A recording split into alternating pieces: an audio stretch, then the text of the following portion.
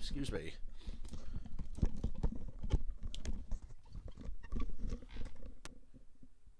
Welcome back. It's been a whole 40 minutes, and I missed you so. As soon as my fucking phone cooperates here, I'll be able to see your comments.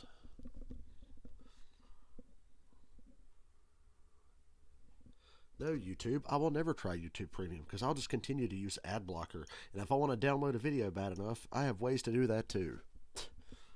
So, fuck you, YouTube. Alright.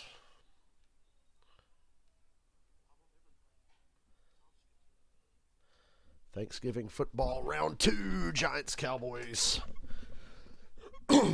Settle in. I'm hoping for another good one. The Bills and Lions was a lot of fun. Could have went either way at different points in the game. Lions made about 1 or 2 more mistakes than the Bills did. That was the difference.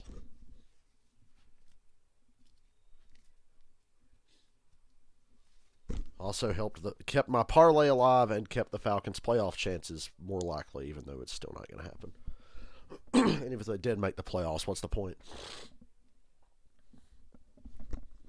Nobody buys for 1 second that they could go anywhere.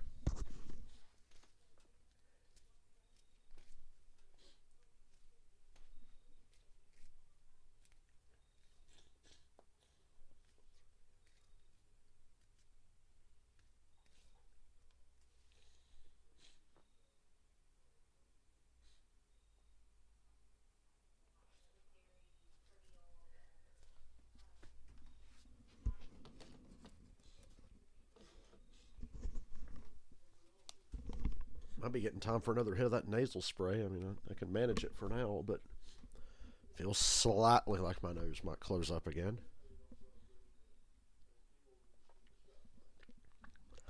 I don't know how much nasal spray is in that little bottle. Because obviously I've used the fuck out of it for the last week, but there's still some in that bottle. It fired up my nose around 12 o'clock today.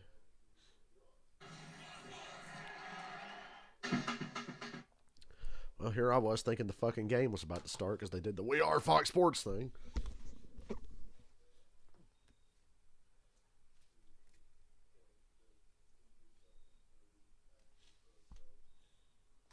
Here we go. Following presentation of the National Football League.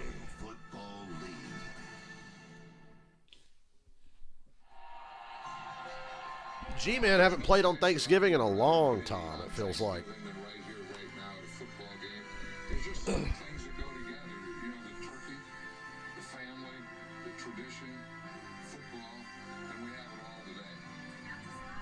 I like making Thanksgiving the John Madden day in the NFL. John Madden said it best, and we are thrilled to be with you today. Happy Thanksgiving to you and your family. We streamed the first Giants-Cowboys game this year on that Monday night, so got the season series this year, just like we'll have for the Cowboys and the Eagles later this year, because the NFC East is so competitive now. Cowboys wearing the throwback unis. I was hoping for just the blue current uniforms. Giants are wearing their away uniforms that make no sense. And we're off. Their Color Rush throwback away uniforms should be their away uniforms all year long, the Giants. Old Danny Derp, he's had a pretty solid year. You got to give it to him.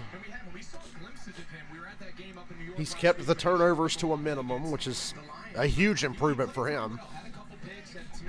Saquon only had 18 yards against the Lions. That's a big reason why they lost.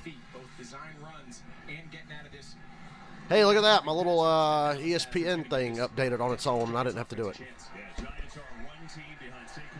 They're both 7-3.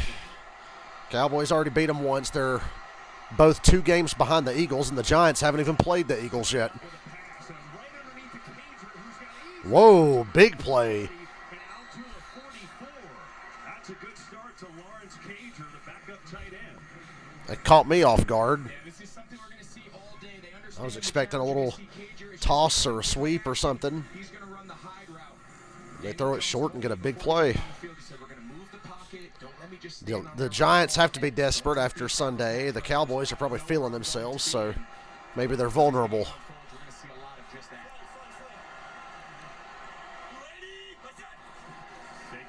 More play action. Barkley gets 2. Down to about the 46. So this offense likes to run. They had not committed turnovers until last week. But here's the issue right here on the offensive line. 3 starters are out. Yeah, and that's been a challenge. 3 starters on the offensive line being out against the Cowboys. Jesus Christ. Very clear. Limit the That ball's going to have to come out quick today. and of course rely on Barkley. And, yeah, run the ball. He's having one of the best seasons of his career. Yeah, second in the league in rushing is Barkley. Oh, Vanilla Vic there can run it, but in the past he's had a fumbling problem. Ooh, Danny Dirt going for it. Oh, Slayton. Oh, you should have caught that. Dropped. Would have been down around the 5-yard line. This is an element to this Giants offense that just He smoked Brown out here. nice coverage. You Separates there at the end. He kind of loses his footing, kind of trips himself. And Damn. I think if he keeps his feet there, Kev, I think he's got a shot to track that down. Yeah, I agree. He's become their #1 receiver with injuries and stuff, and his performance has been better. Had a shot, no dice, 3rd and 8.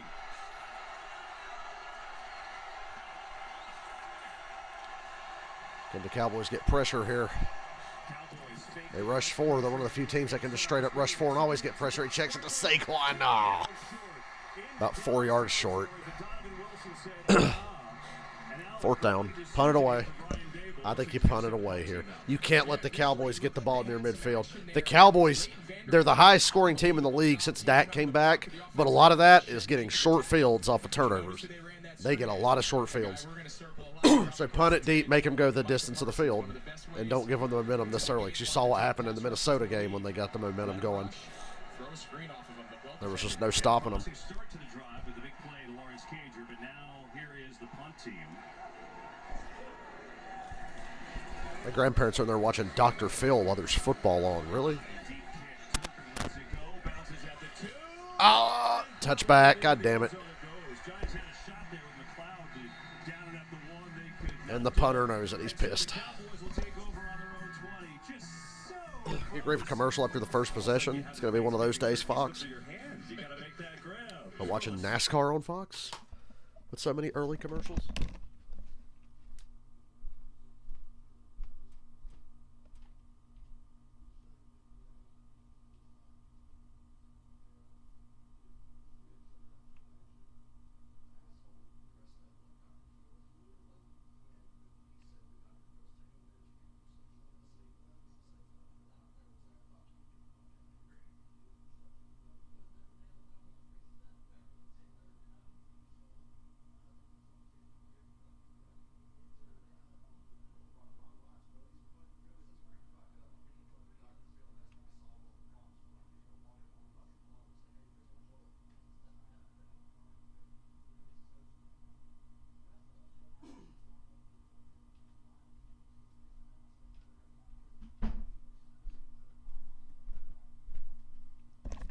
I did have some pie, and it was delicious, in case you were wondering, if you were here earlier. I like the Hershey cream pie thing better. I wish we'd got one of those, but this Oreo pie thing is pretty good. A lot of fucking cream, though, like cream overload, and not enough Oreo, but it tasted pretty good. That chocolate pie crust shit is so fucking good. That's what made it.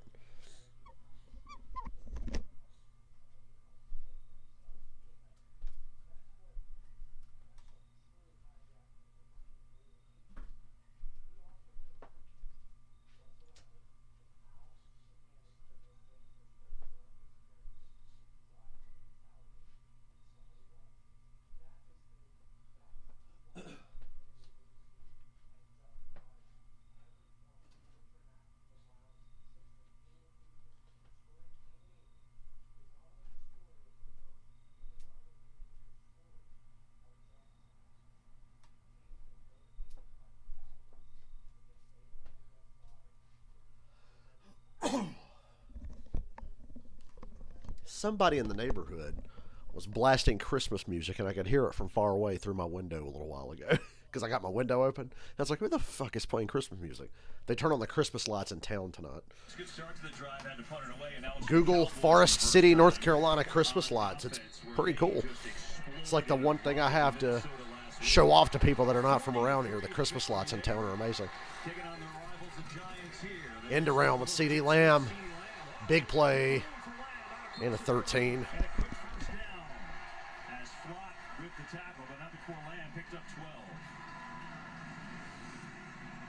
Steele, the right tackle. Watch the job he does getting this end sealed, and then a great job there. Noah Brown, Michael Gallup, the wide receivers. He's got a whole convoy of guys up in front. The key to that play, you got to get the end first. Everything else is easy. Wide open underneath. CeeDee Lamb. Gain of 9. It's CeeDee Lamb day. And there's Dak Prescott, who some people almost forget that he missed 5 games earlier in the year with that thumb injury. Well, guess what? Since he's come back, he and the offense have taken it to a new level. Dallas goes quick here without a huddle. Oh, the world revolves around Dallas this year, doesn't it? Wide open. Oh, CeeDee Lamb dropped it.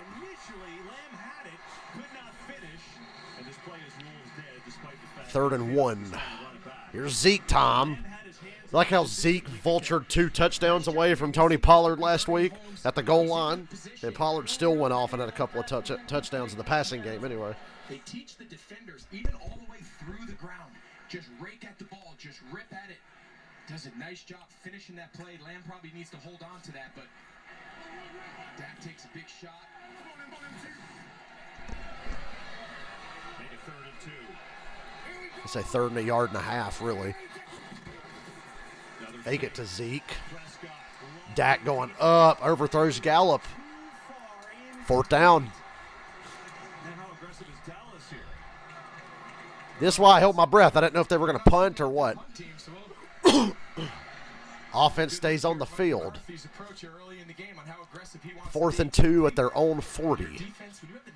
It's really less than 2. It's about a yard and a half. Play clock's down to 20. They're still in the huddle. Here we go. Need about a yard and a half. They line up in a heavy run set. No way this is... Oh, wow, it is a straight-up run. Stuffed! And the Giants take over at the Dallas 40. How fucking arrogant do you have to be? At this point in the game, just punt the fucking ball away. Hell, the Giants were further upfield and they chose to punt. You're at your own 40 going, we got this. Zeke got like half a yard. And Jalen Smith made the play. Nice. Good for you, Jalen Smith. Fuck Dallas. Stops him dead in his tracks. Wow, so on that, the 2 quick plays of CeeDee Lamb that picked up 21 yards, but then do not get the first down. Go for it. And a short field for the G-men now. Golden opportunity for the Giants early now as they'll start on the Dallas 40. Zeke Elliott just is not what he used to be, is he?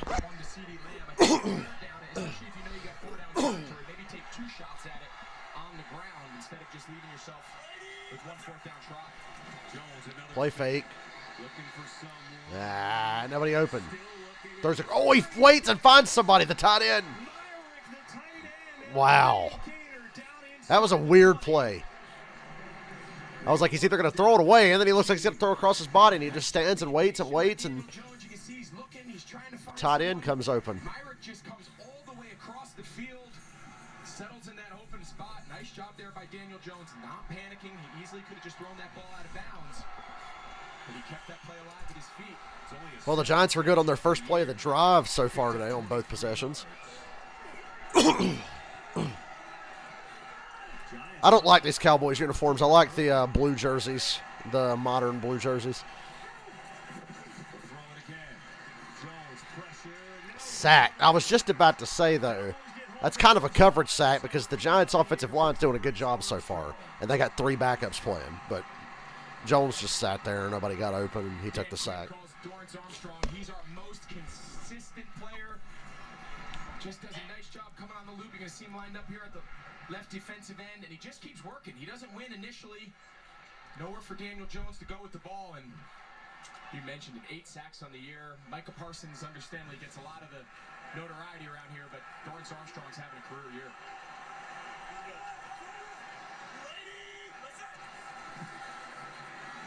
Wow, another fake the ball. They're really faking the ball for a team that's not established to run. Touchdown, Giants.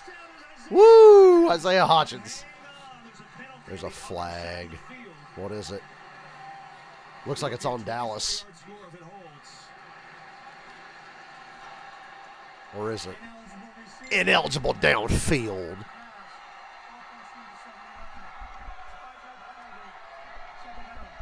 That's on the right tackle, Tyree Phillips. You see Brian Dable is livid. Larry the Cable Guy's losing his shit. Yeah, you see Dable, he's not happy. Tyree Phillips is right there. Let's keep an eye on him. Sometimes on these long developing plays, they just kind of drift. You saw him at the end kind of back up, say, oh, I'm too far downfield, back up, but Fuck. Right on the line of scrimmage. God, Dayball's mad. So you got a sack, and now you got a 5-yard penalty. So take the touchdown off the board. They're back at the Dallas 29. Another play fake. Every play is a play fake. And Danny Derp throws it away. Barkley in the area, so you can't call grounding. Daniel Jones holding on to the ball a little too long on some of these early plays. This was one of them. So many times you see run away. Now, the difference with this and the success the Giants had on the previous, see what the job DeMarcus Lawrence does, setting an edge on the defense. Make Daniel Jones pull up. Don't let him continue to get out by the numbers or get out by the sidelines to extend these rollouts. The Giants already in field goal range. Don't want to go back much further. See what the play call looks like here on a 3rd and 22. Having trouble getting lined up here. Play clock down to 2, and Slayton's not in position. There we go. They're going to get a legal shift or something. They're going to get a legal shift or something. They were having trouble getting lined up. Then Daniel Jones started the So another penalty. Back him up even further. It'll be 3rd and 27. Getting set on the end of the line. Got to imagine Dallas will try to accept this penalty, make it a longer field goal, or just let them kick it from here. Well, now they're going to do intentional grounding. Intentional grounding? The Whitehead just... Didn't even think of that when he threw the ball. Hell, I thought the play was moot after the first couple of flags. Snap infraction.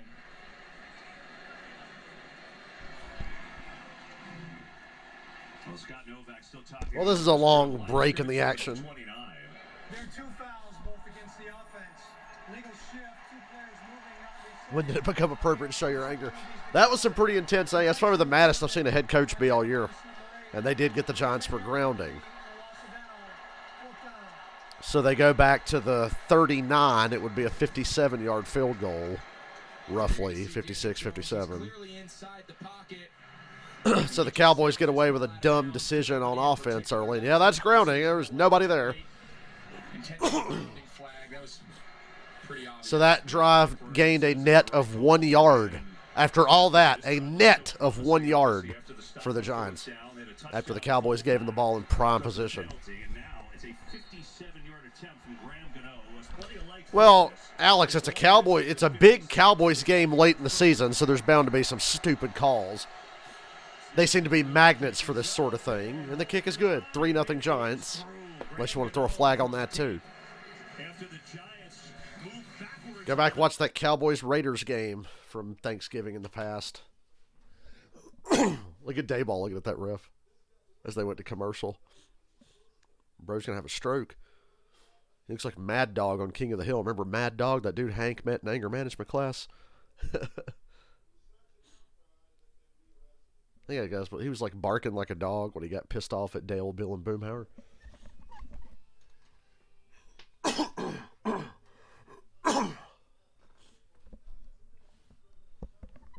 Remember Hank's friend Hal, played by Drew Carey?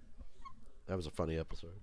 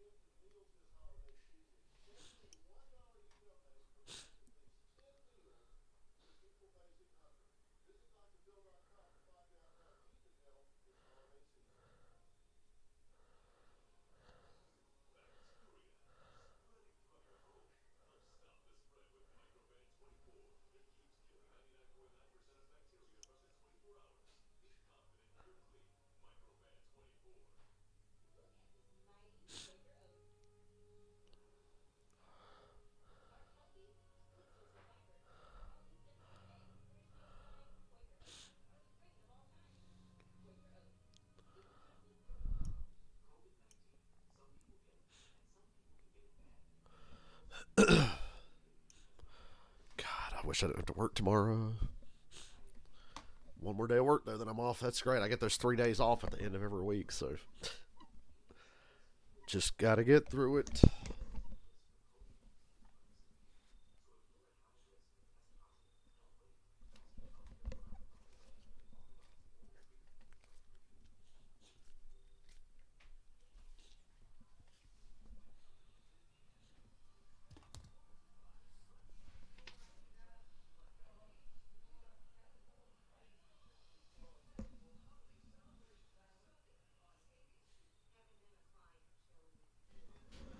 The Oreo pie was good. I didn't eat too much. It was a lot more cream than it was Oreo, but it was still pretty good. That fucking chocolate pie crust made it work. Shit was awesome. May have a little more at halftime.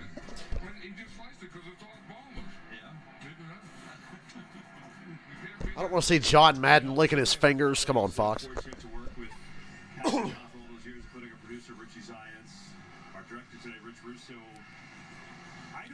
John was a utensils user, though. That's my gut. I don't know about you. Yeah, I don't think there was many meals in the Madden house. Well, I hope John Madden had clean hands. Have you ever had a turducken?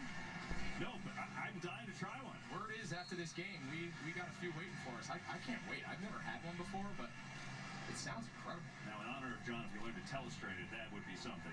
That's a whole nother art. Those are big shoes to fill. We're going to pace ourselves. Yeah, exactly. So the Giants take the early lead on Graham Gano's field goal, 57-yard field goal. Well, how about this? We have a turducken in the booth, and that turducken looks really good. Now, it's hard to kind of eat it right now. I guess John didn't. Yeah, Daniel Jones looks like Bruce Campbell, or somebody who's playing Eli Manning in a TV movie about the life of Eli Manning. I think that's why the Giants drafted him. I think there is a knife, though. I think we got a knife. We got that going for us. Well, we're making progress. So 3-0 Giants. Dallas stopped on their opening possession. 44. Here we go. And Dak Prescott going to hand it off to Ezekiel. Oh, boy. Zeke got through some tackles and got a gain of 14. Got by Leonard Williams and a nice gain for Elliott. Yeah, there's so much talk around here about what is the combination of use between Zeke Elliott and Tony Pollard. You can see here, Zeke, he's still got some legs to him. I think the balance of having both of these guys to keep them healthy throughout the course of each game and also throughout the course of the season, they're happy to have him back healthy. Zeke for a yard. And a flag. Yeah, you back him up. As Elliott gets maybe a yard. Kayvon Thibodeau's been active early. The life of Eli Manning's TV, where I guess it is. You have a defense as good as his that carried his ass to 2 Super Bowls, yeah. He's kind of like the Forrest Gump of the NFL. He was there for everything. Yeah, the continuity of that unit is what's different. It seems like every week across the NFL, you just... Yeah, continuity. So speaking of Eli Manning. Across the board, and offensive line positions, difficult to play, a lot of bodies in there falling. So for Dallas' success, a big part of it is because this group has played well, but they've also played a lot of reps together. Tyron Smith, their all-pro left tackle, they're hoping to get him back in December. It's been the really only injury. Ferguson wide open, gets all that penalty yardage back and then some. Make life easy for the Cowboys. A couple more onto it with a 14-yard gain. So look at this offensive line. Look at these snap percentages. Tyler Smith was supposed to be the starting left guard until Tyron Smith got hurt. And again, they're hoping that Tyron is back in December. Hey, here we go. Let's go right now. Hey, here we go.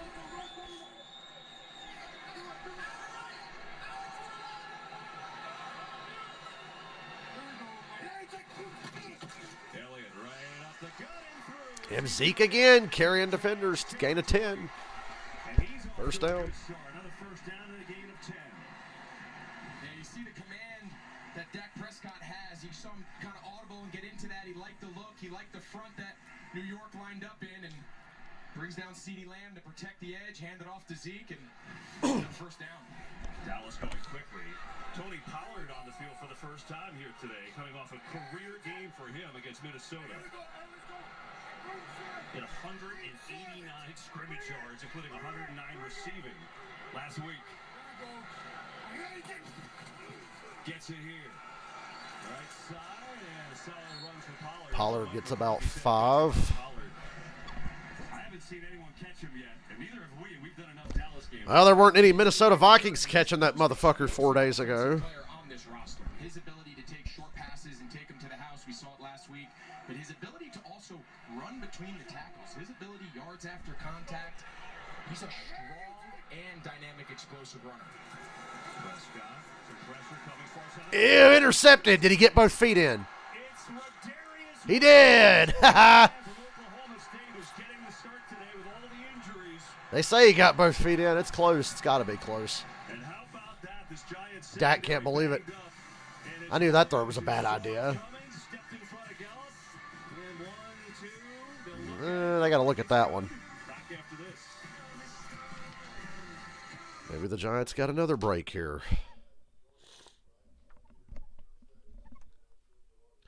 I'm fucking thirsty again, dude. I'm so thirsty. I don't know why I'm so damn thirsty today.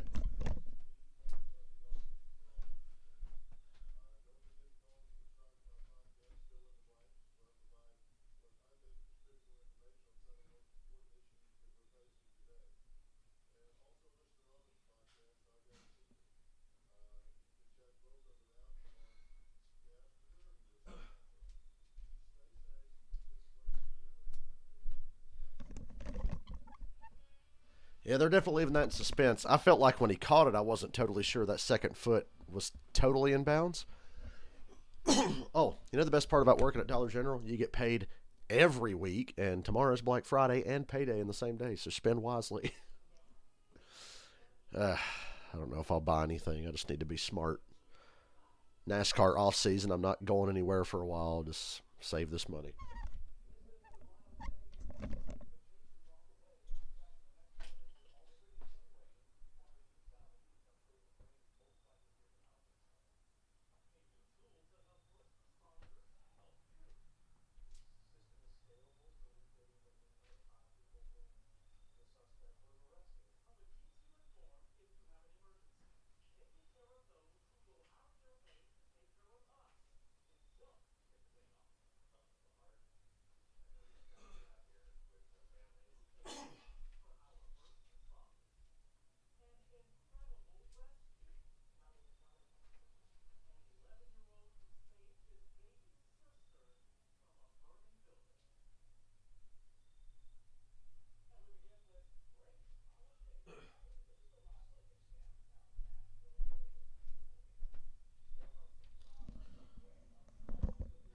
What's up, Michael?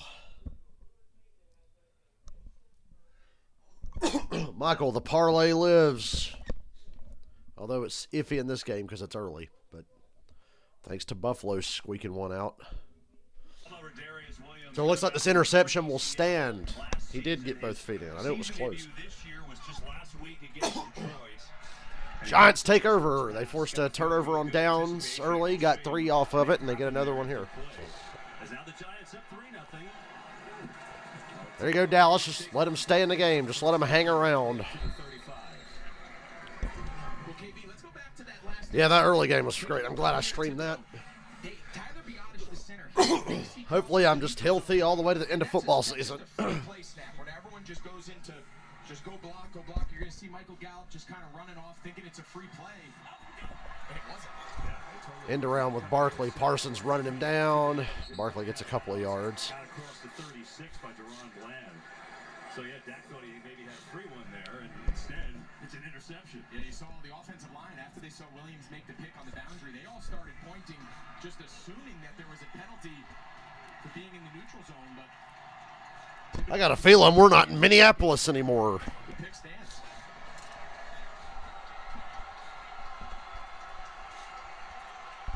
Giants only have 6 rushing yards so far. Cowboys are at 41. 3rd and 4. Giants would usually like to run it or do something like that on this kind of down and distance. I don't think they can here. They fake it. Richie James was open and Jones missed him. He probably would have been tackled short of the line. 3 and out. Those are the plays this Giants offense are just going to have to make. Cowboys defense is so fucking good. The Dak Prescott and the rest of that team have such a huge margin for error. They pick up the first down. We've now seen New York not take advantage of their defense, getting them the ball back, creating a turnover, and saw them have a touchdown call back on the last drive, and now they got to punt it. Jamie Gillen will punt it away. He's got I dare you to fake it. Devontae Turpin back deep to receive. High, booming. Didn't hit the video board. I'm disappointed. Turpin calls fair catch. There's a flag down. And now let's see what the penalty. Back him up even further. Half the distance. We'll see what the flag is, and I know they had a touchdown called back on a penalty, but I don't think the Giants could have started better with how these teams came off During their the kick, weeks. holding, receiving team. Hey, Cowboys are backed up at their own 7. First down. Timeout. So, Giants up 3-0. Cowboys will move it back after the penalty. The pressure from Curse forced the incompletion. Dallas football. Remember, Giants have 3 backups on the offensive line. I think they're doing a good job, all things considered. But they need to get the ball running. They need to run the ball. Without a running game, the Giants will not win, period. You saw what happened to them against the Lions when they couldn't run the ball.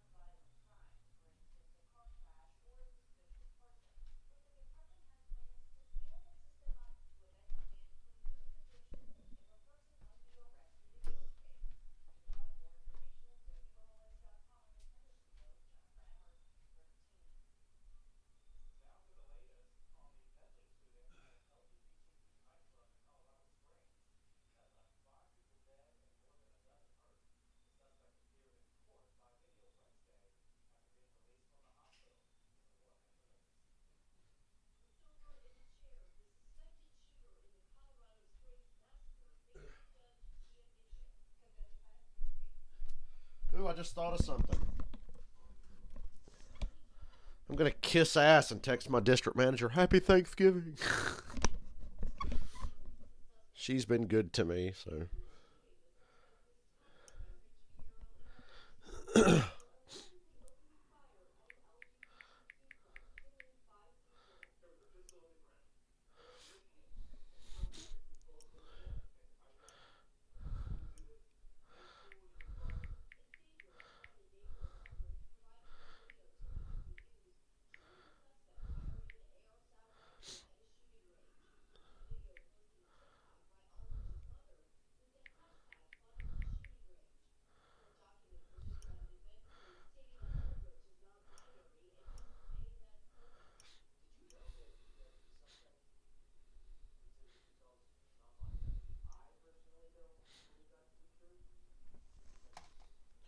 I like how the Cowboys are off to a shitty start, but the Giants' shitty start is disappointing me much, much more. The Eagles are 9-1, the top seed in the NFC. Cowboys, Giants. How about those commies? 6-5, motherfucker. They're on the rise. Unfortunately for me, they play the Falcons this week. Heineke's going to go in the Hall of Fame off of one game. Right up the gut where he runs into Jalen Smith again. You know, it's interesting, the Giants, we saw the interception by Rodarius Williams, and we talked about how banged up their offensive line is. Greg, they're also without their 2 starting cornerbacks today. Adoree Jackson got hurt with a knee injury last week. Fabian Moreau also hurt in that game last week, so we'll see how they hold up today. Yeah, we've already seen Rodarius Williams make his impact on the other side of a 28, Cordell Flott. You can also see Nick McLeod, number 44. They're going to kind of share that. Pollard got 4. They go back to him here. And he gets 2, so third down.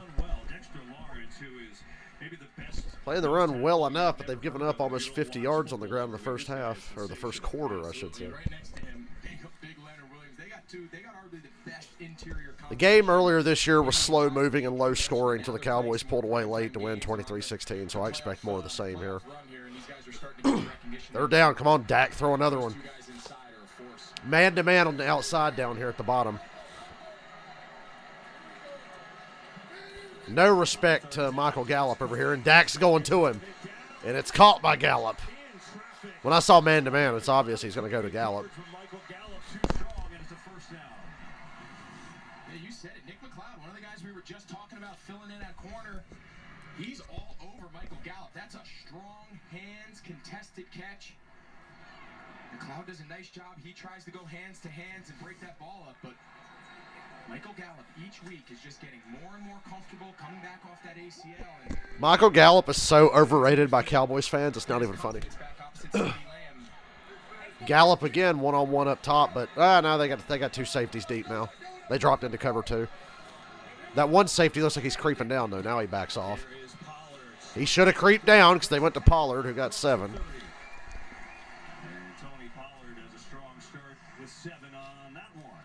Well, thankfully, Terry giving you a chance to win $25,000 and Michael Strahan's truck today on Fox Super 6. All you need to do is download the free Super 6 app on your phone. Enter your picks in the NFL Thanksgiving Challenge contest.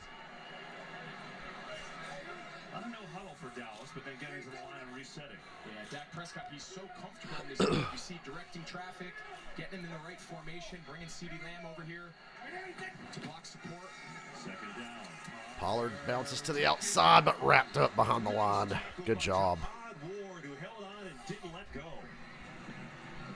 You think Dak's arm doesn't look right? I mean, it looks about the same as it's always looked to me. CeeDee Lamb, he's got McLeod, but Ward doesn't. I can't quite figure out Dak because I know he's good. Set up this third down. He's got that Romo syndrome. Is he great? I don't know.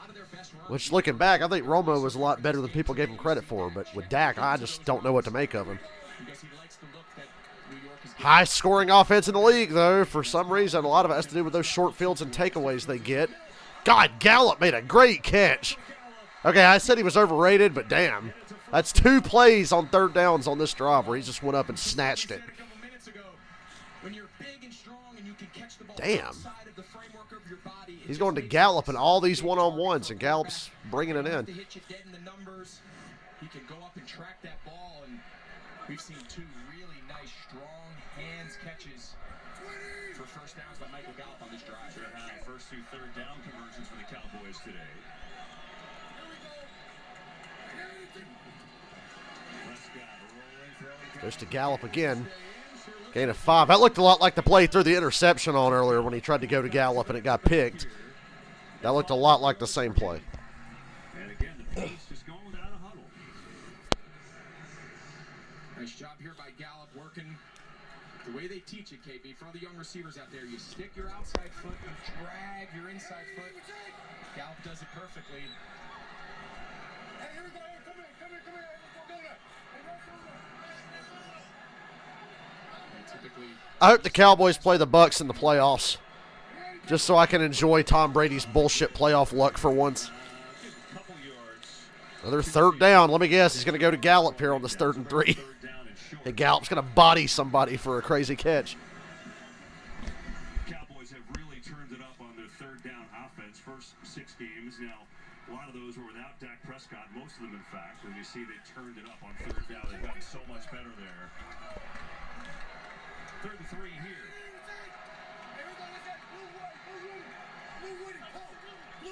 He said Blue Woody. That's what Cowboys fans get every Sunday, a Blue Woody. Or sometimes blue balled with their Blue Woody. Like this play call, and it gets Zeke a lot of yards here. The Cowboys are going to rush for 150 at least today.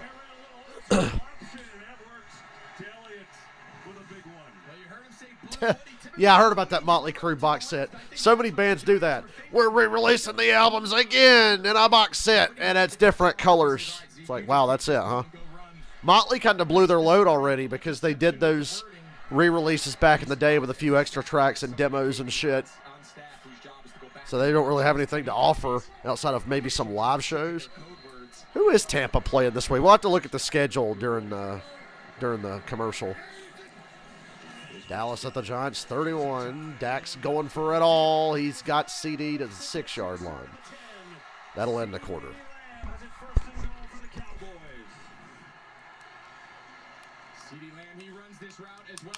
Slow start, but the Cowboys are getting it rolling now.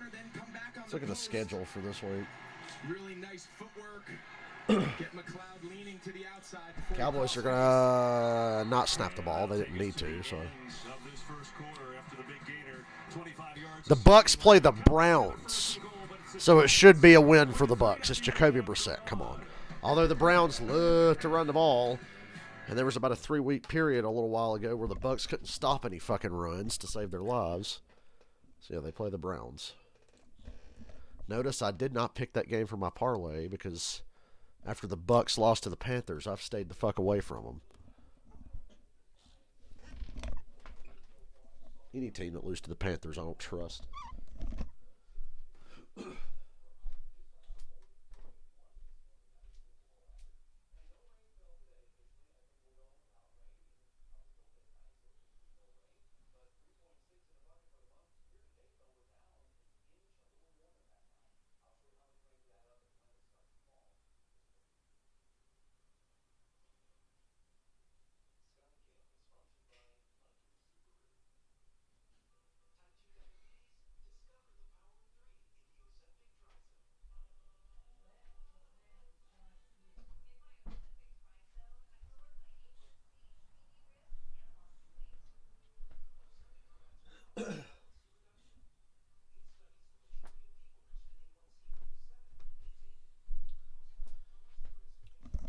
Time for Pollard or somebody to do all the work to get the ball inside the 1-yard line so Zeke can poach another touchdown.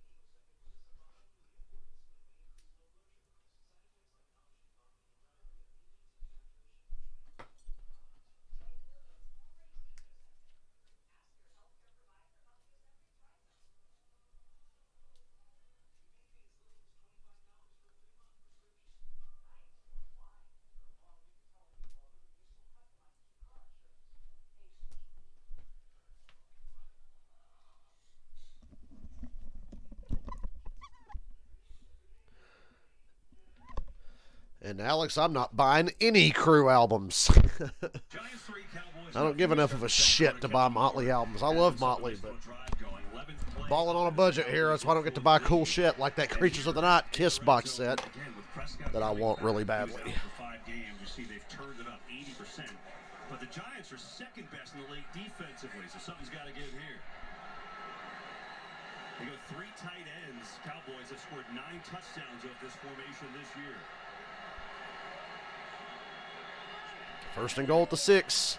It's a Zeke run. And they're going to run it, too. And he pounds a wow. That was a hell of a Zeke touchdown there. I joked about them getting to the 1 with somebody else. Hell, he just took it in from 6 out. Way to go, Zeke.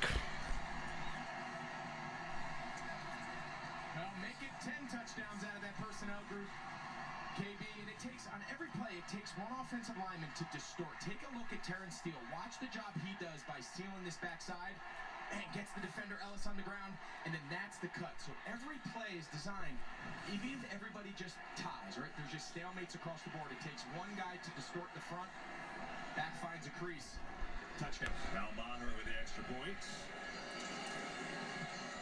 Up and good. 7-3, Dallas. Yards capped off by Elliott's 7th touchdown of the year. And we'll be right back after this message from Google Pixel.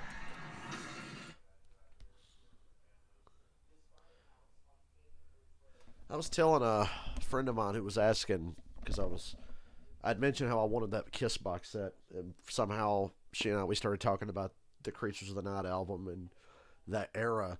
And I was like, look at this alternate cover. Why did they release it like this? I don't fucking know. I remember the first time I saw the alternate cover for Creatures, I was like, what the fuck is that?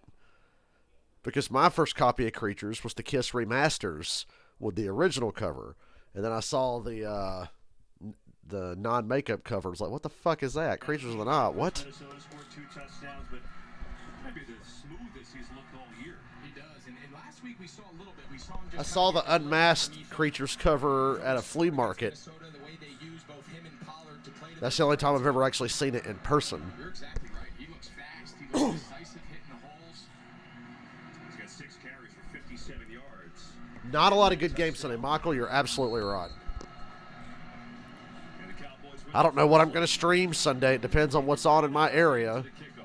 How cool is that shot? We can get some good games today. We got one good game today already. This week won't be a total waste. More on Zeke. Downstairs we go to Aaron. There will be a game or two that surprises you Sunday. I think the Jets and Bears has potential to be an absolute barn burner. Don't you?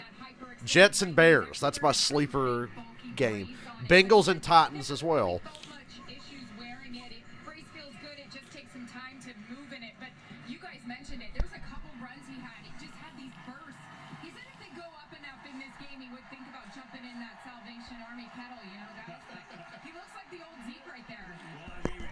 Giants are only down by 4. It's early. Daniel Jones 50% for 50 yards. They run it with Saquon. Gain of 3.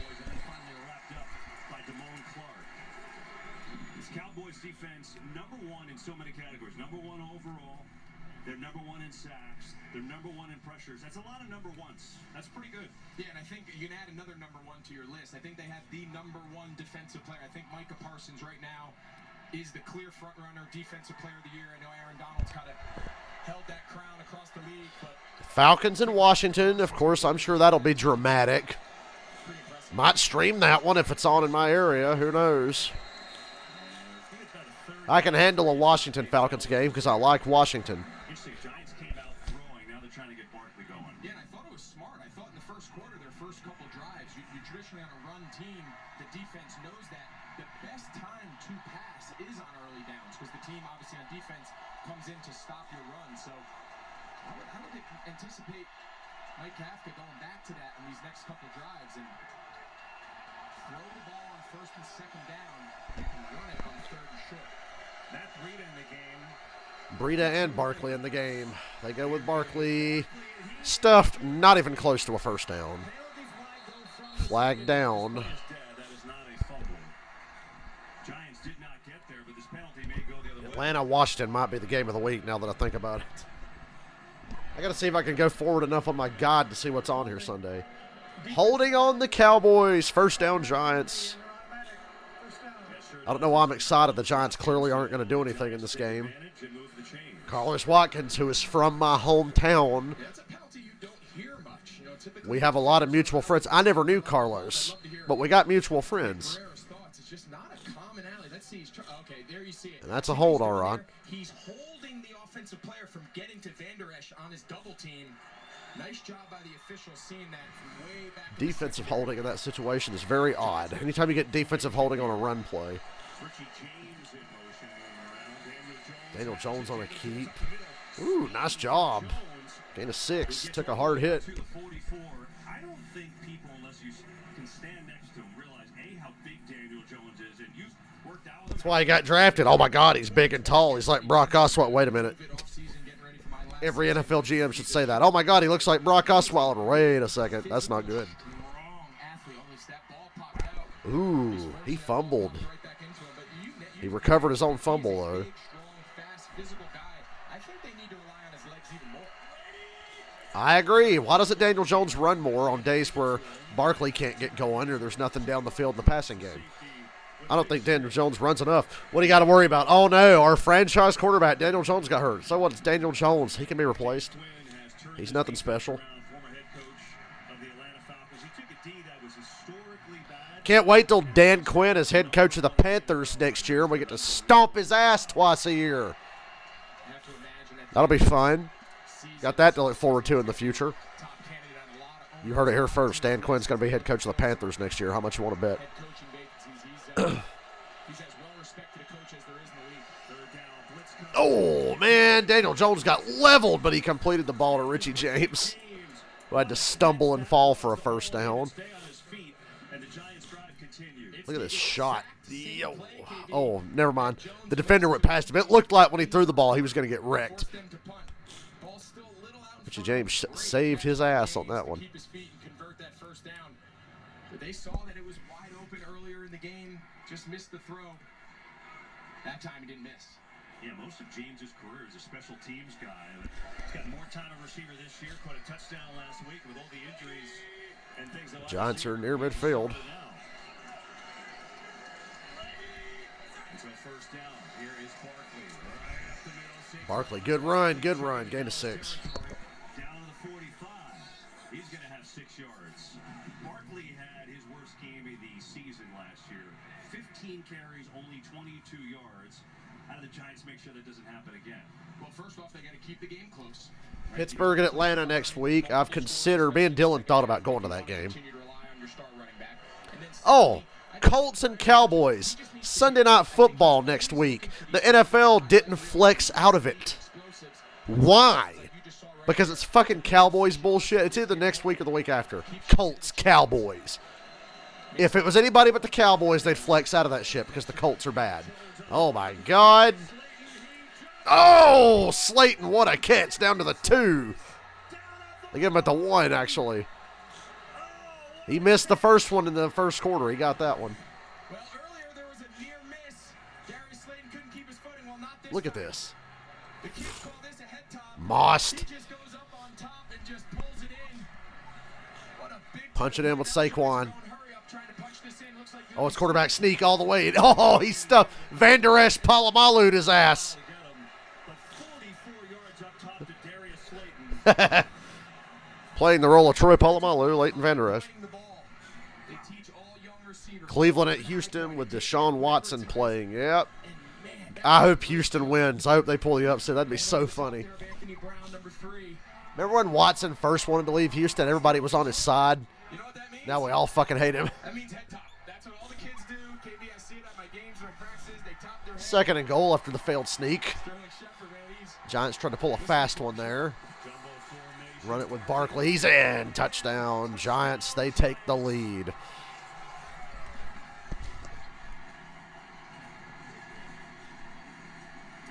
Gonna be one of those games. What a hell of a drive there by the Giants. well, we mentioned this offensive line's coming in, having some backups playing. Great job by his center. The backup, Nick Gates. Left guard, Jack Anderson. Their double team kind of distorts the defense. And you said it. There hasn't been a real explosive component to this New York Giants offense, but they found it at the right time. Graham Gano, extra point is up and good.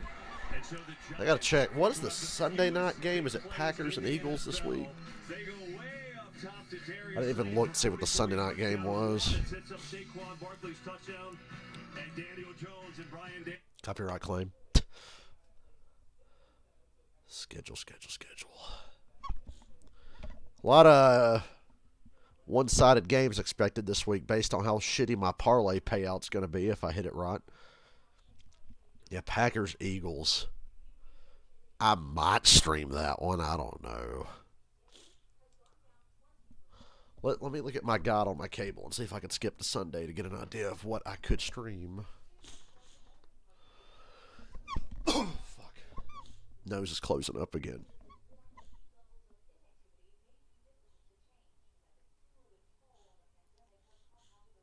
It's pissing me off that this shit just won't go away.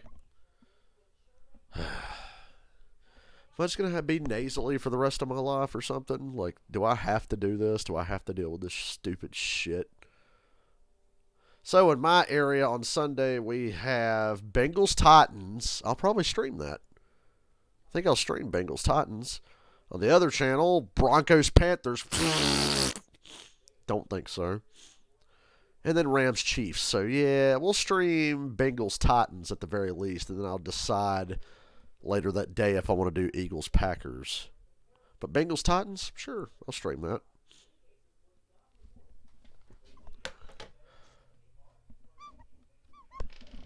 So we're streaming it one Sunday, I know that much.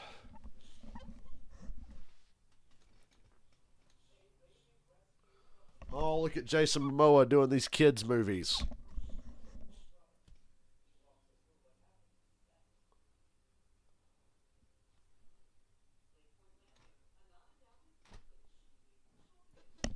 And I need to put shorts on. It's kind of hot in here.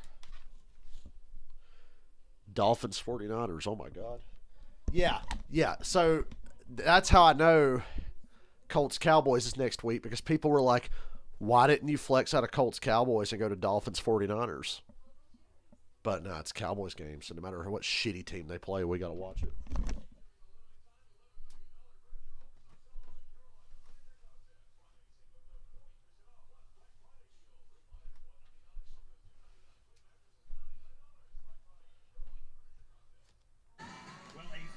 Only The Walking Dead wasn't over. I'd have something to watch during Colts Cowboys. Global soccer stars Pulisic, Ronaldo, Messi, Neymar. Tomorrow on Fox, you can see Pulisic in action. Team USA takes on England at 1 Eastern. You got the USA chants going on inside the stadium here, which is pretty cool. It's a big game. US had a Yeah, Jason Momoa showed his ass on a late night show, apparently. I heard about that. So they got tie and see what they can do. Obviously, they're the underdog against England tomorrow. Can't wait to watch. Giants have their first lead, and they will kick it off. And the Cowboys start on the 25. How the Giants feeling down there, Tom Rinaldi? KB, when we spoke to Brian Dable this week about the vibe in the building after the loss to Detroit and all the injuries, he stressed the need for leadership and that it starts with the right tone and vibe. You can't let a loss change your personality. You can't let a loss change your preparation. You can't. Well, the Cowboys know they're in for a full day's work, unlike Sunday. That's what it looks like now. They're in for a full day's work. When Dable told us the leaders depressed, the rest of the building is going to be.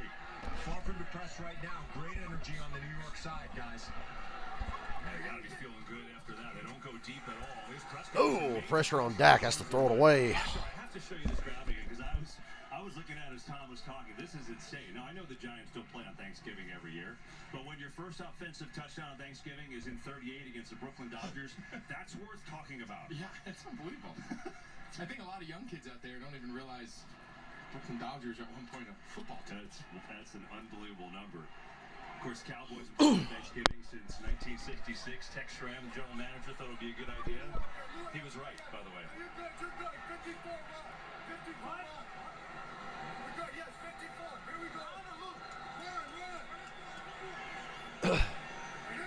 Second and 10. Five-man pressure. Pressure again. Dak took a shot to the chest. That sounded perverted. But he got headbutted in the chest. This first half, Greg. Yeah, he has, and you can see Papa here, Booey. he's an unblocked defender. Heard him say the lineman's gonna slide to the right. Ow. Knows the free hitter. Dak knows he's Break got a fucking sternum. He's hot there off to the left. Well defended by New York. Set up his third down.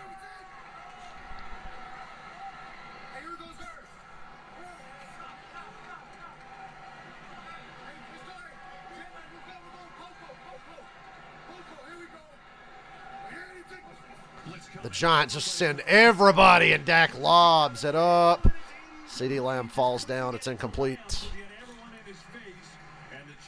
God, I don't like selling out like that. It just compromises your defense, but they did just enough there. They're going to bring everyone to play what they call cover zero, meaning everyone's going to pressure, and then there's just one man assigned to every eligible receiver.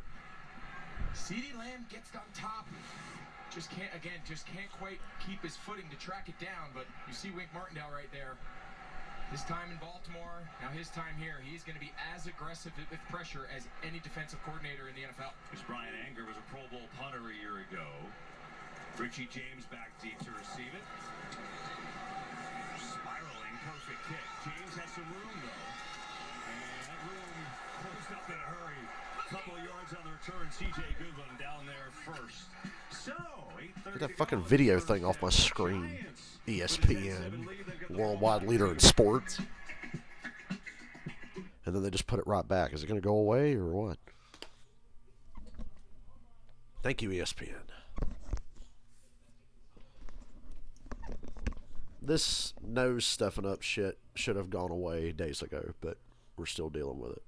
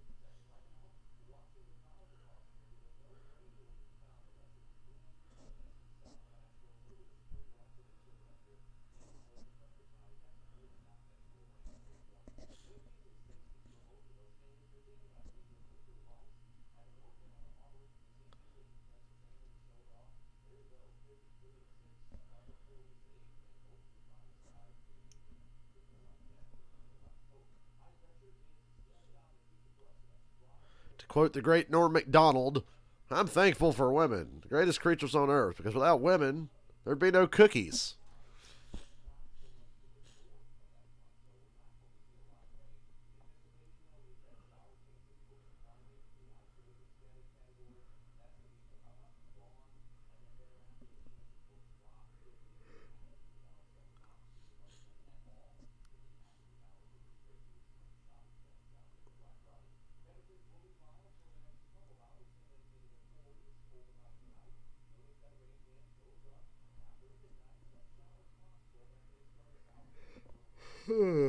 God, I'm tired. I had to get up early today. Slept good last night, though. If there's a little more nasal spray in that bottle, or I won't sleep good tonight from the sounds of it.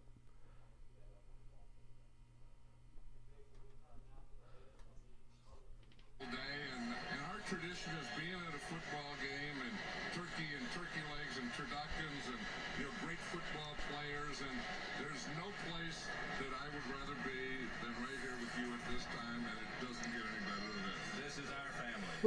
I lived for Pat and John growing up. That's why I'm doing this, Greg. And I know we feel honored to be here in this. 49ers have 3 straight home games. Wow. Hell, they had a home game in Mexico from the way that crowd was acting Monday night. For a couple years, but Joe and Troy, you guys are the best. Hope you're enjoying a Thanksgiving off. Absolutely. And Oh, it's the first time in like 20 years Joe Buck and Troy Aikman have been able to be at home on Thanksgiving. Part of the reason they probably went to ESPN. Or in a couple years, ESPN will wrestle the rights to that third Thanksgiving game away from NBC or something.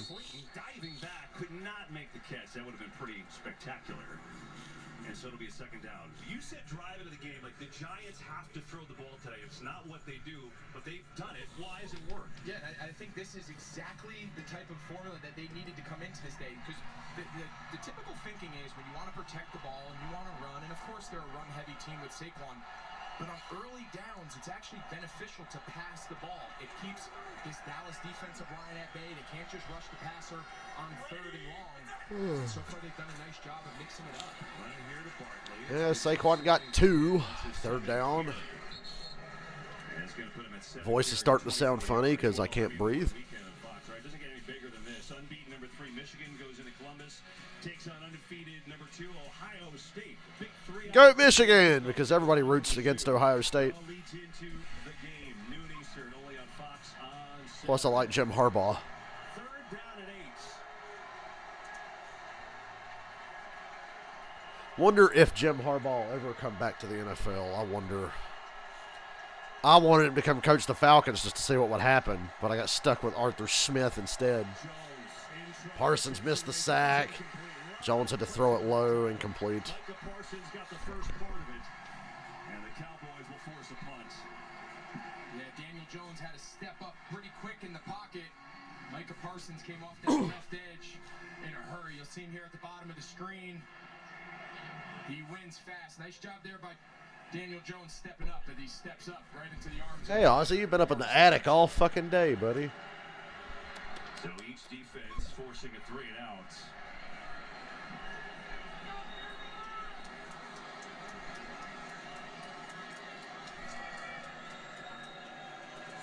I snapped for the punt.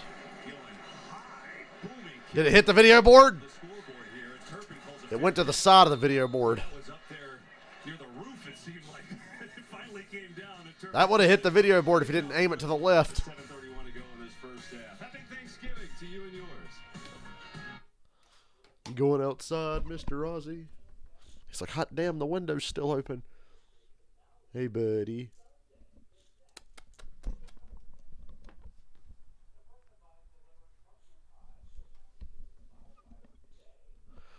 What are you doing, Mr. Ozzy?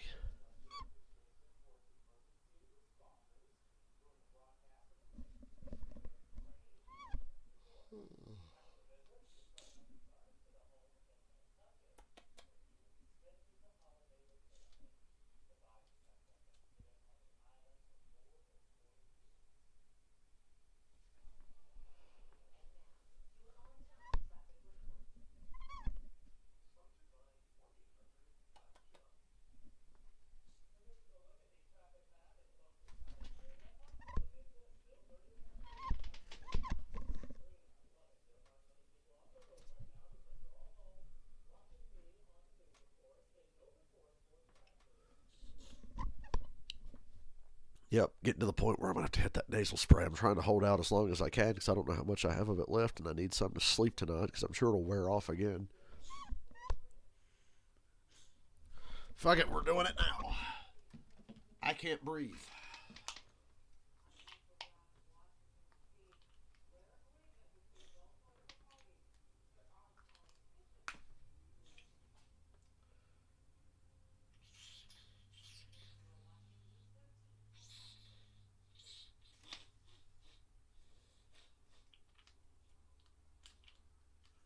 That shit started working immediately.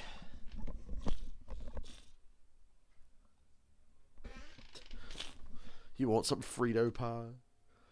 Halftime I haven't wore that Oreo pie, I know that much. My stomach's calmed down, I need more.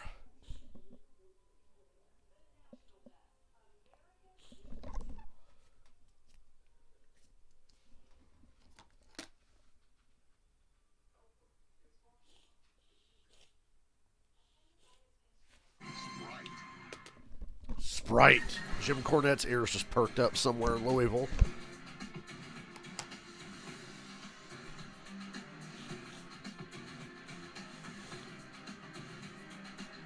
The NFC East is back this year, and it's so good. Giants and Cowboys. Yeah, the NFC East has sucked for so long. It's good that all the teams are good again. Cowboys won the first meeting back in week 3, so a monster game here. The Giants up 10-7 in this second quarter.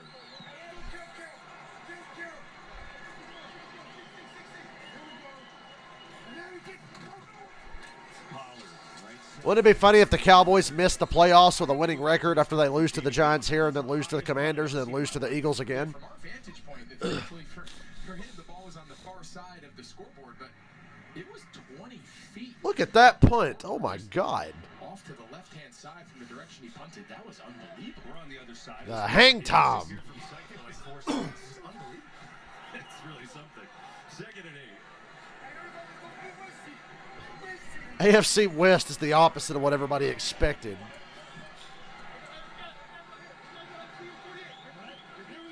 I had the Raiders making the playoffs. I'm a dumbass. Gallup again on this. Still going. God, they can't get him down. My goodness, Michael Gallup's had 3 unbelievable catches today, and he's got 25. He really has, and this is, again, just a great route. They call this a dig route. Just going to speed turn it in. On-target throw by Dak, but it's so nice for everyone to see a receiver catch the ball with their hands. We see everybody try to body it up, and Michael Gallup's putting on a clinic. 4 catches overall, 49 yards.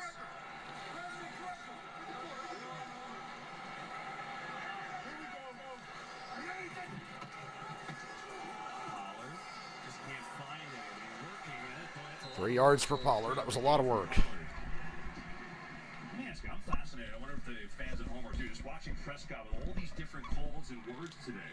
It's really fun to watch, and I love it because we get to really get an inside look into their terminology and their code words. He gets him to the line with a ton of time on the play clock, get a good look on the defense, check it, and then get into the best possible play.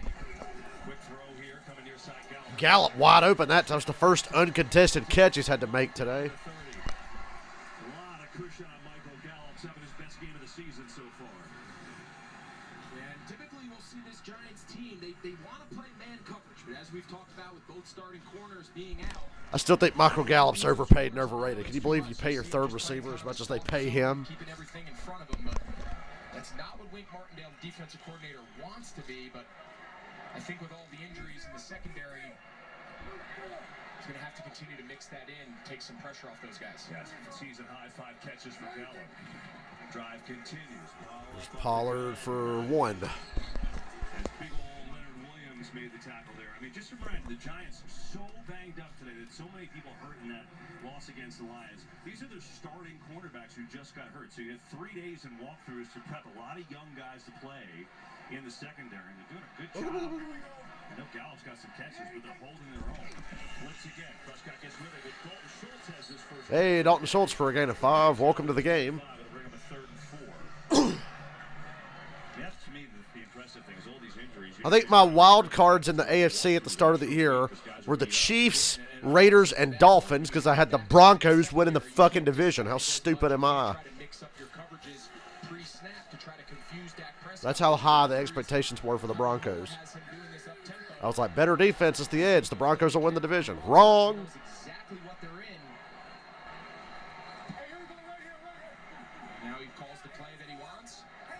Third and 4 for the Cowboys. 3, 2, 1. Timeout. Third and 4. And they're going to use their first time out of the half. So will we. We'll be right back after this message from State Farm. I was going to say, who's in this commercial, Rodgers or Mahomes?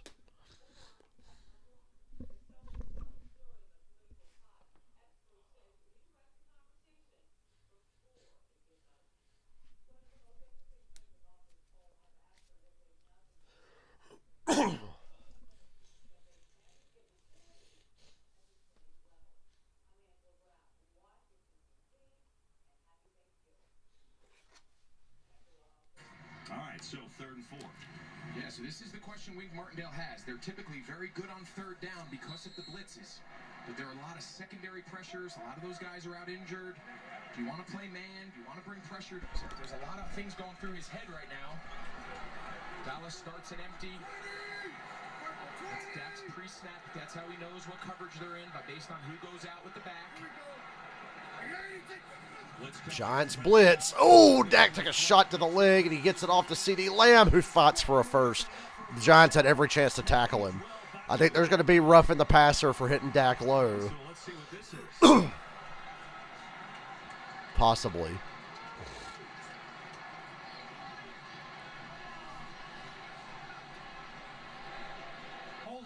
Nope, holding on the Cowboys. Make it 3rd and 14 now. Giants catch a break there. Eradicate the first downs on Tyler Smith, the rookie left tackle. Move back 10. Yeah, you see Tyler Smith coming down on this game. Oh, yeah, he just tackles. So what happens there is he's got both of those guys. He's responsible for both of them. He's got Thibodeau. He's got the interior defensive player. He gets caught in between. He just pulls Leonard Williams down by his back.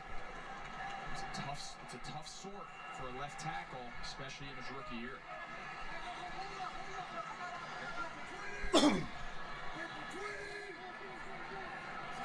Third and 14. Sack him out of field goal range. I dare you. Giants blitz again. Noah Brown for a gain of 4. Flag in the secondary, so probably going to be a first down. Let's see what these are. I think they're going to get number 30, Darnay Holmes. He was matched up in the slot against C.D. Lamb. While the quarterback was in the pocket. Holding, defense, illegal contact. Same thing. It's a 5-yard penalty and automatic first down. Yeah, you see Darnay Holmes right here. He's matched up one-on-one. We mentioned it earlier. When they bring pressure, they want to play man outside, and to match up with all these guys across the board, just kind of grabs C.D. Lamb coming out of the break, and it's a huge break on what was a long 3rd down to go. Yeah, team straight penalties, but that one certainly hurts. On the 3rd and long, as Lamb takes a little bit of a rest. Please put 10 seconds on the play clock.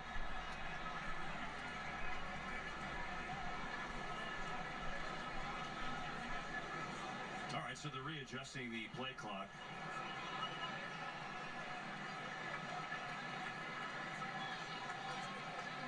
So far in this first half, Cowboys with 208 total yards. They had the really nice long drive, 11 plays. Ezekiel Elliott, a 6-yard touchdown run. Giants had the big play, 44 yards to Darius Slayton that set up Saquon Barkley's touchdown run. Those are the 2 TDs in this game. And after the penalty now on New York, 1st and 10. Tony Pollard lines up as a wide receiver now, bottom of your screen. False start. Unless Tyler Smith was an eligible receiver and he was trying to get into the slot. As officials, do you feel like they're just trying to be heard right now? I know, it's Thanksgiving. Their families are watching too. I think they don't really like to be the center of attention, but you get some of these that are so obvious that you are going to get some airtime. Yeah, that one was pretty clearly a false start. Getting a little attention out there. Come on now. Giants have 12 on defense. Giants got the timeout, though. Fucking hell, what a mess.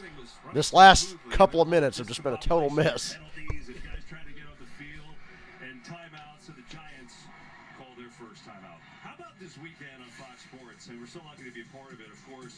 John Madden Thanksgiving celebration right here, right now. The Giants Cowboys tomorrow. World Cup, USA and England.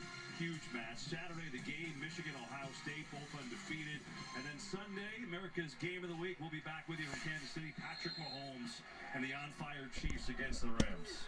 What a weekend. I mean, you love sports. This is some holiday weekend, and just plant yourself on the couch and enjoy. Elliott. Zeke on 1st and 15. Gain of 4. To about the 31, maybe the 30. We'll give him 4 on the carry. In the route over Minnesota last week, like everything went right. This has been a long-ass drive. It's eating a lot of clock. Balance of Zeke and Tony Pollard. Yeah, because I think they played to both of their strengths. We saw them get Tony Pollard the ball in space, both in the passing game and in the run game.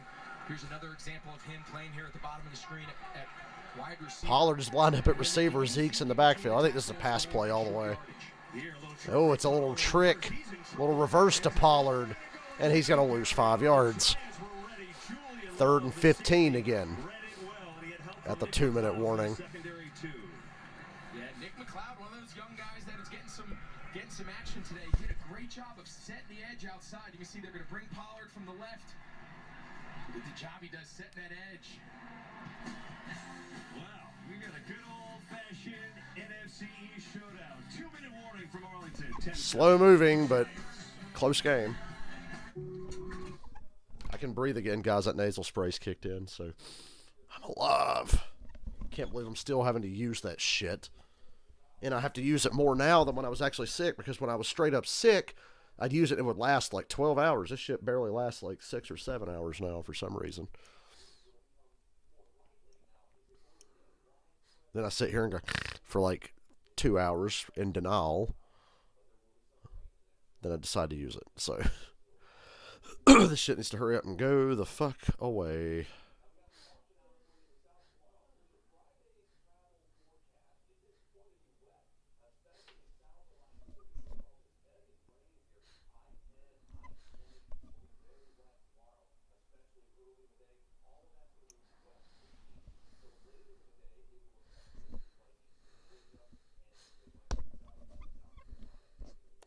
Hey, the Iron Sheik says, Happy Thanksgiving to all my American fans except that piece of shit Hulk Hogan. You can go fuck yourself forever. I agree. Fuck everything about Hulk Hogan.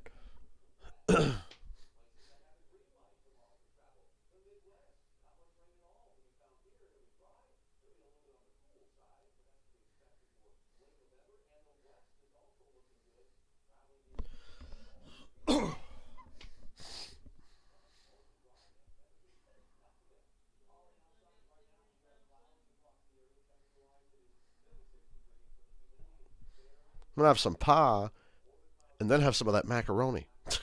Because like Justin Hammer, I eat my dessert first.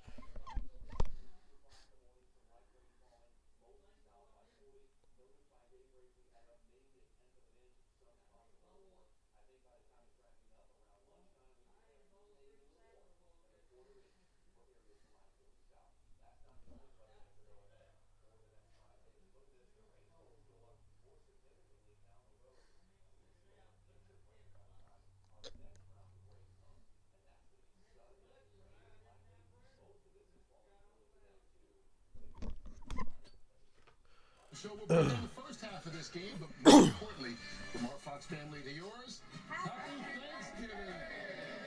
We'll see you at the half. Can't wait, Kurt. It's great. Wish we had some ham on Thanksgiving. I could eat some ham, some of that pork, and some turkey. Families here today. Glad we could be invited into your home with your family. Great game so far. 10-7 Giants. Gotta work this shit off tomorrow at work. I am working as little as possible tomorrow, by the way. I'm going to bullshit. Once I get to that Friday, get to the end of the week, I can bullshit my way through it. Third down. Have to get to the 20. Prescott. Dak deep over the middle. That's going to be a flag. Oh, it's picked. No flag down. Wow, the Cowboys don't even get a field goal off of that. Giants have their second I just thought it was an overthrow. That fucking safety flashed in. Well, Darnay Holmes, he had the penalty early. Damn, Dak's got 2 on the day. I thought for sure they'd call interference. But looking at the second angle, it's clearly not interference. Yay, Giants. I don't care about my parlay. I just want to see the Cowboys lose and go to 3rd place in the division. Talk all that shit, and it's like, you're in 3rd place.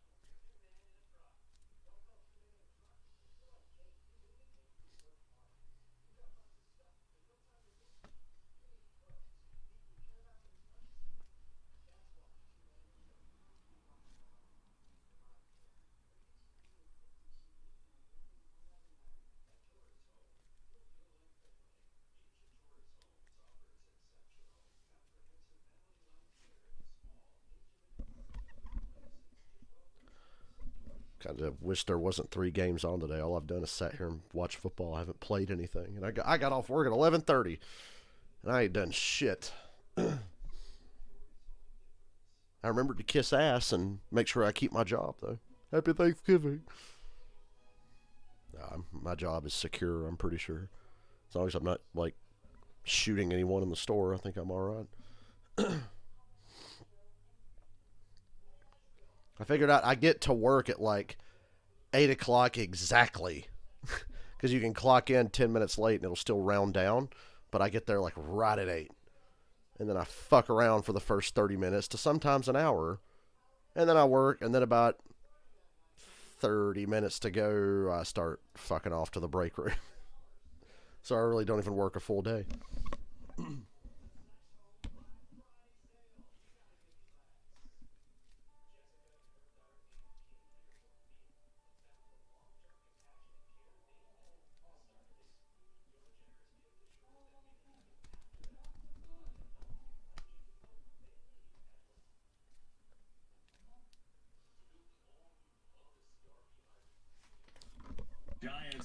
The Giants only had 2 interceptions in the first 10 games. They've got 2 today. That's funny. Only in Dallas, ladies and gentlemen. Cowboys doing Cowboys things. The team with the fewest interceptions, you give them 2 on one day. 150 to go, 2 timeouts. I almost thought the Giants have to play conservative. As strong as this Cowboys defense is, boy, he heaved that right up to where there was only a defender. You play 7 defensive backs. That's what they had on this last drive. You mentioned Holmes in the slot. Look at him. He's carrying CeeDee Lamb. Gets his head around. Causes a deflection. Love the safety. Comes up with the picks. You see CeeDee Lamb there. He's not happy. And obviously Love on the other side is thrilled. How about that? 7 defensive backs, and your 2 starting corners aren't even playing. That's guts, but so far they're playing pretty If the Giants get to halftime with a lead, that's unbelievable. I feel like the Cowboys have totally been better. And a flag in the secondary. Let's see what the penalty is. But DeMarcus Lawrence is coming untouched.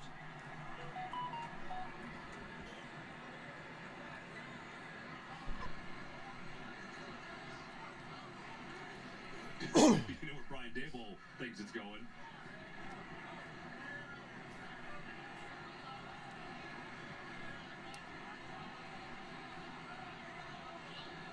Legal use of hands. Hands to the face. Defense. First down, Giants. That's a 5-yard penalty and an automatic first down. There you see Deron Bland right there. That's who they called the penalty on. See, he gets his hands right up into the face. It's pretty clear there on Isaiah Hodgins.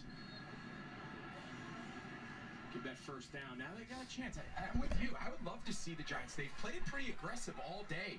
Graham Gano, their kicker's got a big leg. We saw him hit a 50-plus earlier in the game. You get another 20, 25 yards here, you might be able to steal 3 points before the half. Yeah, I mean, Graham Gano's got a 57-yard field goal already in this game. Jones buying time. Somebody get open. Oh, he threw a horrible interception. There's a flag, though. Donovan Wilson picked him. There's a flag. Don't know what it is. But that was a terrible throw. Hopefully Daniel Jones gets bailed out here. Hopefully. From the nearest official right to where Donovan Wilson made the pick. He's talking it out right now and sorting through. But man, what a turn this would be if this play stands. Jones, all day. Well, the Cowboys get penalized a lot. I'm assuming it's on them. His tone doesn't give you the idea that it's on the Giants. Let's see. Well, the quarterback was in the pocket. Holding. Contact. Illegal contact. Yeah, Trayvon Diggs got called. First down. Giants are going to penalize their way down the field. How about it? And yeah, that's holding every fucking day of the week. That's holding. Good God. He's got the numbers on the shoulder all the way to the center of the man's chest. That's a hold, ladies and gentlemen. I don't care who you're cheering for. That's a hold. 125 and 2 timeouts, moving their way down the field by penalty. Slayton across midfield. No huddle here. Clock running. Plenty of time here. Get a play that you like. Come on, let's get a touchdown. Go up by 10. That'd be sweet. Across midfield, that's goal number 1. Now getting field goal range. Another sloppy game for the Cowboys. Back on schedule here. Jones avoids a sack. Great play. Look out from behind. Runs for a gain of 7. Thought he was going to get stripped.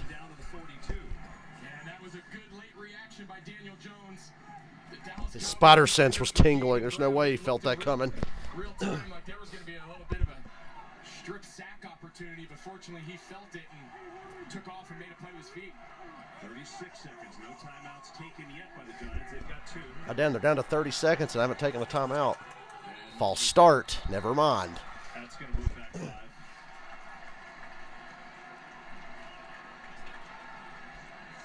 Yeah, you see Brian Dable says now we're going to use a timeout because otherwise it would be a 10-second runoff. Yep, you got to use a timeout to take the 10-second runoff away. To get that ball snapped in a hurry-up 2-minute type situation. To be fair, let's remind everyone, they're playing without 3 offensive linemen on a short week, and it's been relatively clean. Offense, 77. It's a 5-yard penalty. Second down. Except Jack Anderson, who's making his start today at left guard, his first. You see Daniel Jones, he's clapping. That's the universal sign by every quarterback in the league, meaning go ahead and snap the ball. And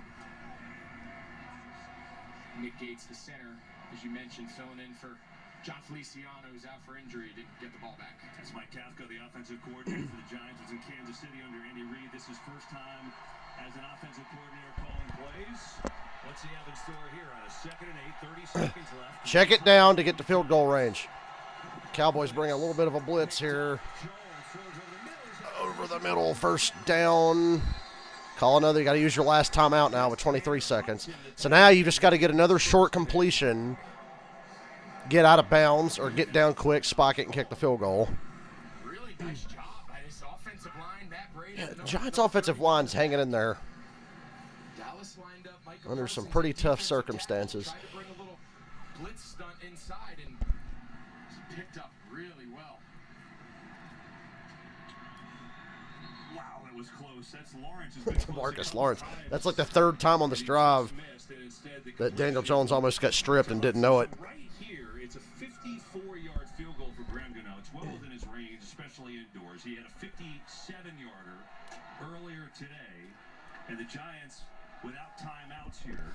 Yeah, so this is a mandatory get down. So if they catch the ball inside the numbers, you've got to get down to ensure you have enough time to get lined up and spike it. Get it out to Barkley. It looks like he's just trying to make it a little bit shorter field goal. He got a yard. 20 seconds. Yeah, so they still have enough time here. But you can They run still another have enough play. time that if you can't get the ball out of bounds like they did there, he's telling them in the huddle. It's mandatory get down clock, trying to pick up as much yardage as possible for Graham Gano in this field goal attempt. And of course, on 2nd down, still have the spike available. So happy Skip Bayless has to be stressed out for another Thanksgiving. After the way he disrespected Shannon Sharp talking about the Panthers-Ravens game the other day.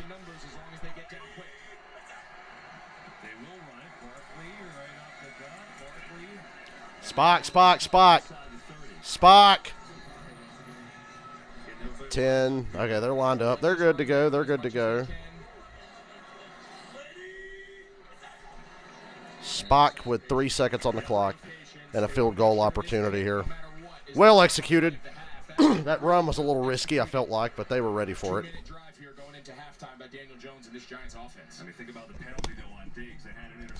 The Cowboys were going to get them off the field a couple of times. And illegal contact here, hands to the face there.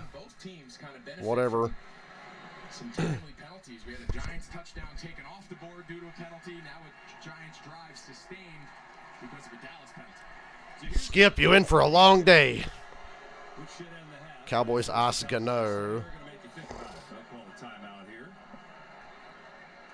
Why wouldn't every team use their backup quarterback as the holder? I see the Giants punter as the holder on field goals. I'd have the backup quarterback always be the holder in case I ever want to run a fake. Their worst game of the year, the Detroit Cowboys were awesome, and they rolled Minnesota on the road. That's changed the tenor a little bit today, hasn't it, in this first half? And if you're Brian Dable, you have to be thrilled. You know, to go through all the injuries on a short week, coming off a bad loss to Detroit. He mentioned the defense at the start of the show, that they were going to be the ones responsible for kind of keeping this game close, but make this kick 47 yards indoors. Come on. It's good. 13-7 Giants at the half. I love it. Now, if you'll excuse me, I'll be right back.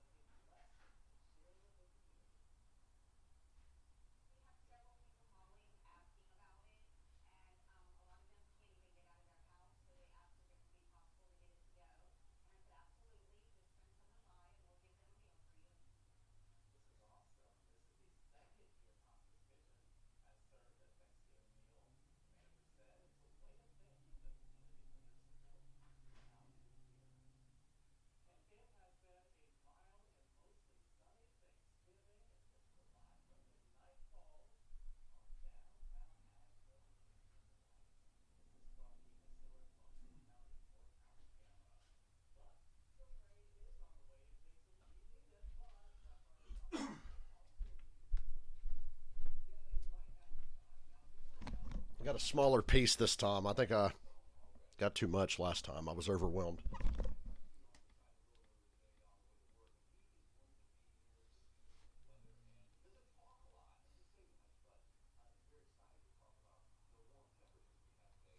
Smaller piece this time. I think I got too much last time. Well, it's quiet in here, but at least we have pie. I have pie, you don't. Is there punch in pie? There's no punch, but there's pie.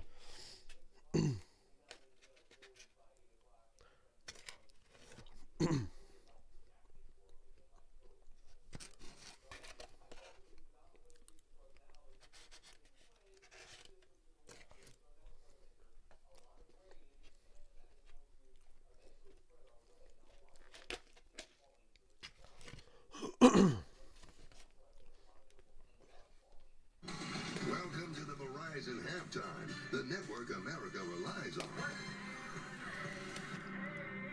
In Dallas on Thanksgiving Day, the Cowboys and the Giants in a good game right now. If you welcome you to the Verizon Halftime, it is 13-7 Giants on. Be alert, there's a shitty musical performance coming, so have your mute buttons ready for your TVs. The Cowboys quarterback, but Michael Michael, this is only the second time they've ever had a lead at halftime, in large part because of timely plays by their defense. Yeah, defense has been incredible, and this is going against the offense. They've had the top offense in the league ever since Dak has come back, but the Giants' defense has completely stepped it up. And here on this fourth down play, I don't understand why Mike McCarthy's going for it at this point in the game, because if the Giants need to stop what they did, it is just a confidence builder. And here Dak just makes the pass to the outside, the cornerback makes a good break on it, gets both feet in for the interception, and then later on you saw another interception, and the Giants have 2 interceptions in the first half. They only had 2 in the first 10 games, and both of these are by their backup cornerbacks.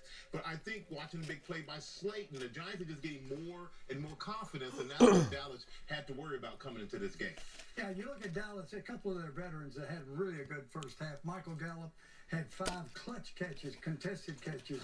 Michael Gallup's kicking ass today. Can't say anything else about this offense other than that. Excellent audible, going away from the receivers. No support on the outside. Ezekiel Elliott down the sideline for a big gainer, sets up the touchdown run. Here he takes it into the end zone. You know, nobody even touches him. I think the coaches saw the fan there in Thanksgiving saying, feed Elliott, feed Elliott. They are responding to it so far right now. I think everyone got a little ahead of their skis, both anointing the Cowboys and burying the Giants. I agree, Howie. Depleted Giants team. The pregame show, you were I got them by 14 goals based on last week, and what Jerry said, I'm buying it. All right, this game is close. The first game today on Thanksgiving went down to the final seconds, TV. Great pass rusher, Von Miller, coming over from the Rams. I almost forgot about the Von Miller injury. The injury does not return. 25 seconds left. Josh Allen down the middle. Finds Stephon Diggs for a 36-yard gain. One of the very few quarterbacks that can make that throw with such a strong arm. And then Tyler Bass with a 45-yard field goal. That wins it for Buffalo 28 to Detroit 25. All right, we got to get you back to Dallas, but we want to let you know someone did win Michael Strahan's truck. How am I going to get home? Terry will give you a ride. Oh, no. We'll give you who it is in the post-game show. A quick reminder that this is a big holiday weekend here on Fox tomorrow. USA and England in the World Cup. Coverage starts at 1 o'clock Eastern, then Michigan, Ohio State, and a big doubleheader coming up on Sunday. I want to win Terry's money. Brothers at halftime from Cowboys. Oh my God, a Jonas Brothers reunion. The Verizon halftime. Warm up those vocal cords for that lip syncing you're about to do. Who do you think you are, Paul Stant? Never mind. That was for you, Alex.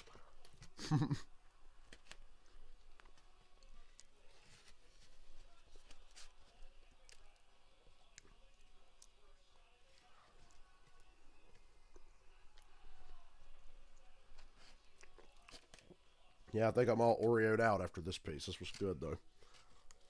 I'll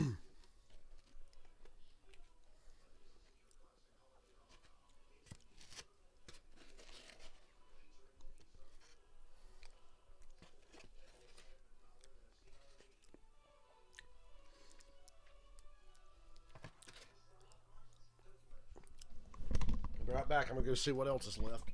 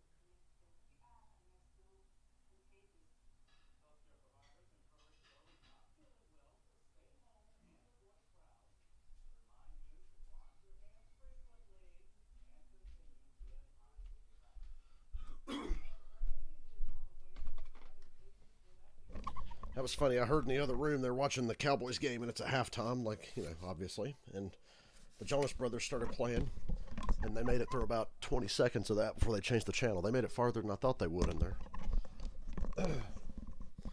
All that auto-tuned lip sync shit, just, ugh. I mean, look, the NFL makes everybody lip sync just in case there's audio fuck up and they want to make sure nobody sounds bad. But it's the auto-tune shit that just drives me crazy.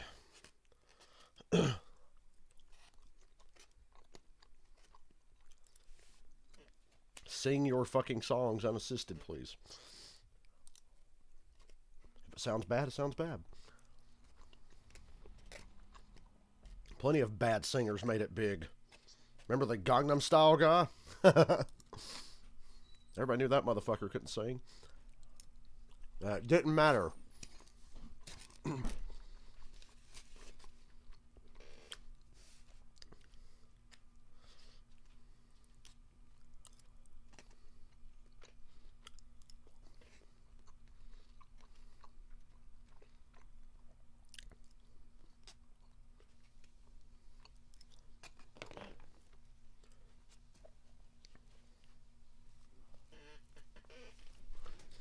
Oh, will these fuckers stop crooning already so I can unmute this TV? So you can't hear the sounds of me chewing.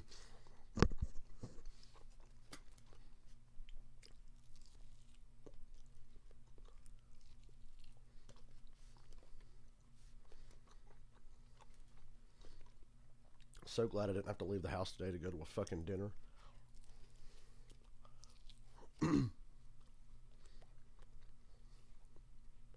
Wonder if I'll get sick a third time at the end of this week.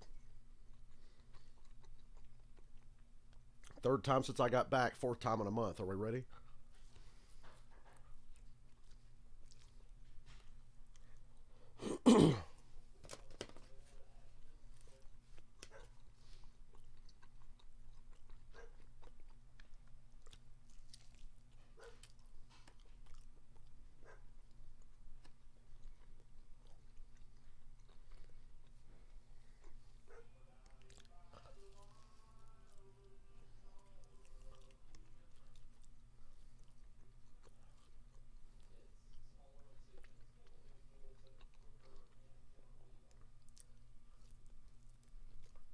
Can somebody do a Jonas Brothers Shreds video to this?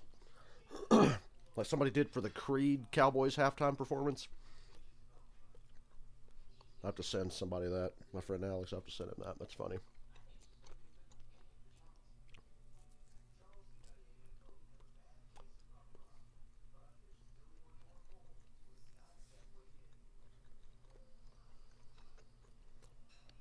By the way, Salvation Army hates gay people, so fuck the Salvation Army.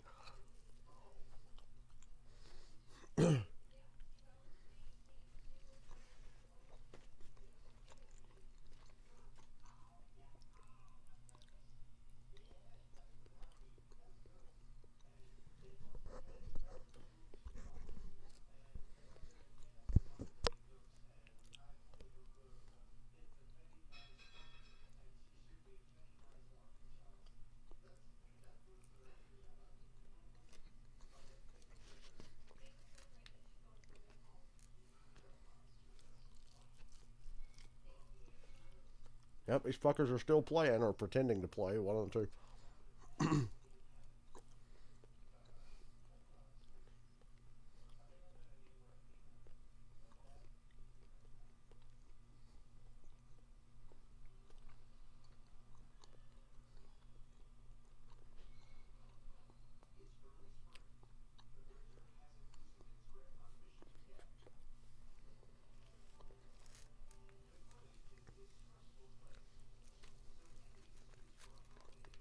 Or if Uncle Jerry's watching the halftime, he's probably in the locker room.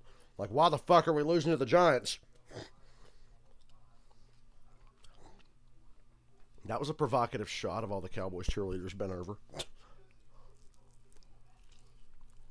Nice producer held on that for a few extra seconds.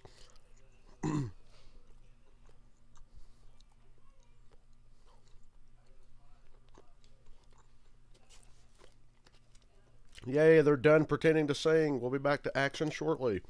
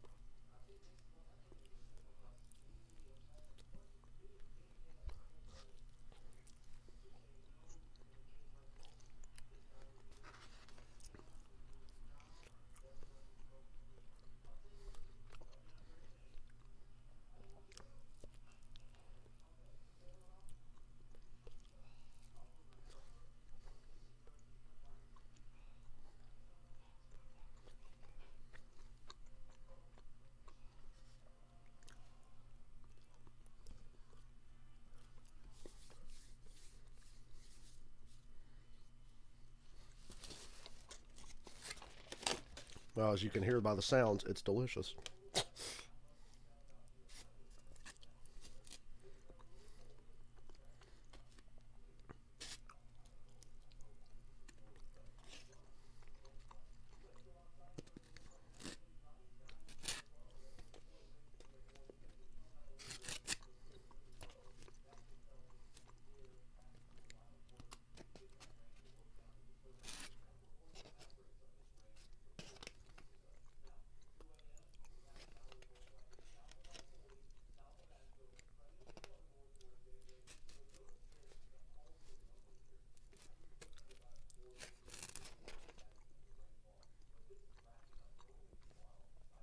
Boy, this commercial's really long.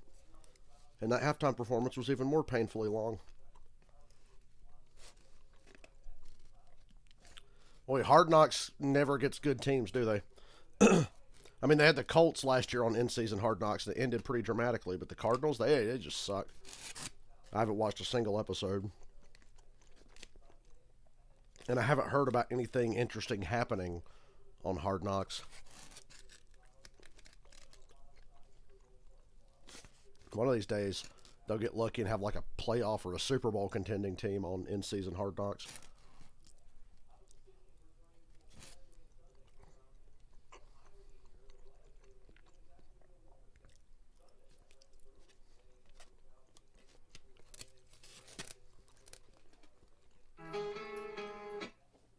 Oh, Jesus Christ. What am I watching? Goodfellas?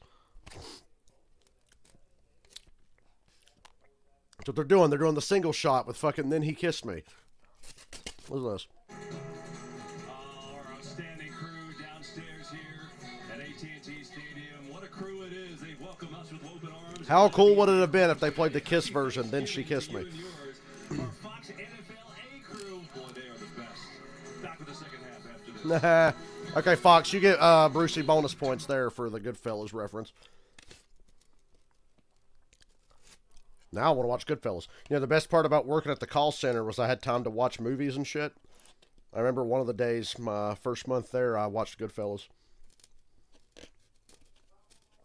That's the last time I watched Goodfellas, was when I was working at the call center. I've had 2 good jobs this year. Sticking with the one I got, but I can say I had 2 good ones this year.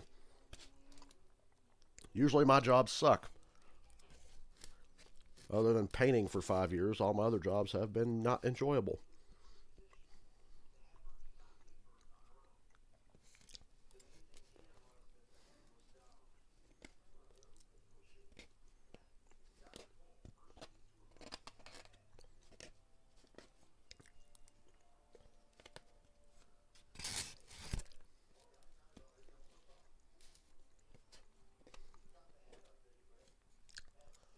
Wonder what races I'm going to go to next year, if I can bring myself to go. If I can get enthused about racing again. Michael, you hearing this? Not going to lie, I watched some NASCAR clips on YouTube yesterday because something came up in my suggestions. It was like NASCAR bad blocking moments, and I was like, oh, this ought to be funny. And I started down the rabbit hole of watching shit, like older stuff. I was like, yeah, I still love it. Just because I'm mad doesn't mean I don't love it. Just not happy with the current state. And then I heard they're getting rid of stage cautions on road courses. And I'm like, that's the first step, motherfucker. If they'll get rid of stage cautions on road courses, they'll get rid of them everywhere eventually. And we'll be back to 500-mile races being 500-mile races or 400 miles, whatever you want, straight through, you know. Which is all I want. You can give your fucking points at a quarter mark of the race and then the halfway mark. Just don't throw the cautions. So, getting rid of stage yellows on road courses is a very important first step. You didn't expect 2 interceptions from Dak Prescott, especially against a secondary that's completely banged up right now. No, I mean, he hasn't played well. But they got to continue to push the envelope. This is an offense that can be explosive. We've seen it over the last couple weeks since Dak has returned. So they got to put those turnovers, put that behind them. Kellen Moore, the offensive coordinator, keep dialing up, keep putting Dak in good passing situations, and they can really explode on offense. They see the numbers from this first half. A couple big plays. Darius Slayton had a 44-yard touchdown that set up the Saquon Barkley. Excuse me, a 44-yard catch set up the Saquon Barkley touchdown. Giants had a nice drive at the end of the half.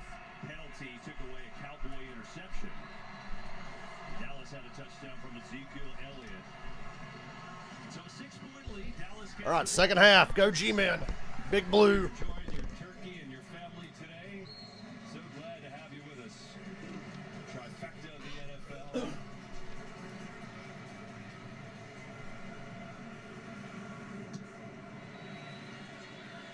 Dallas will start on the 25 as we go downstairs to Aaron. Kevin, when we spoke with Dallas head coach Mike McCarthy this week, he told us, remember the last time the Cowboys played New York? He said penalties absolutely killed us. Well, as we walk into the locker room... Well, penalties and turnovers are the reasons you're down by 6. We have to clean them up. Well, the Cowboys have the ball first here, so let's see what happens. Defensively, he said, I like what we're doing, but again, that penalty at the end, offensively, Greg mentioned it. He said we just have to stay balanced, and we need to clean it up. Yeah, it's bitten them at times this year. They're 29th in the league in penalties. 7 in that first half certainly has... Zeke for a gain of 1. There's not that much there. Downstairs to Tom. KB Brian Dibble pleased with the 2-minute execution to finish out that first half, but he pointed in particular to the 2 units we've talked about all game, which are so injury depleted. The secondary and the fact that they were able to get 2 interceptions, 2 turnovers. He said turnovers will go a long way in the second half as well. And on the other side, the offensive line. They need more. Dallas rush. They'll need energy. They'll need effort. But most important, Dable said, great execution. Play action. Pressure coming on Dak. He spins out of the sack. Dak spins out of the sack at Roms. And then he runs for 6 yards. Prescott has a 5-yard run as he got around Kayvon Thibodeau there. Yeah, we've called Kayvon Thibodeau's name a bunch today. You're going to see him here off to the right side on your screen. He's going to work inside, and they just drop him. He's got a chance on Dak. Dak does a great job spinning out of it, preventing a disaster, and ended up picking up some positive yardage to make this a 3rd and manageable. But Kayvon Thibodeau, he's had a good game. I know it's not maybe showing up in the stat book so far. Stay in the game, G-Men. Draw with Zeke on this 3rd down. Bounces to the outside, nobody there. Here comes the safety. Gets him out of bounds at midfield. There was nothing there, so he cut back to the left. Maybe got a little block from Dak Prescott, too. Oh, boy, did he. Take a look at Dak Prescott here. This is just a zone read. But watch Dak. Well, the Cowboys avoid the 3 and out. I don't even know if he touched him. But I'll tell you what, he got in his way, and Ezekiel Elliott, we've talked about him a lot today. He looks fresh, he looks fast, did a nice job winding that thing all the way back out what they call the back door. Pick up that first down. High snap. Give it to Pollard. Big run. And a 13. You just see the speed that he has when he gets outside. 13 yards for Pollard. Yeah, and it's such a good 1-2 punch. Covered it a lot so far today. I anticipate If they could stop turning the ball over, the Cowboys can win this game going away. They've clearly been the better team, just they're sloppy. This run game will keep them afloat, and then they'll pick their chances to try to go over the top with some play action, some deep ball, and try to make some explosive plays in the passing game. Yeah, again, he comes up a game where he had 189 yards from scrimmage. Today, 32 rushing yards and just 2 yards receiving. Get it again on the ground. Pollard for 4. Got 4 more there.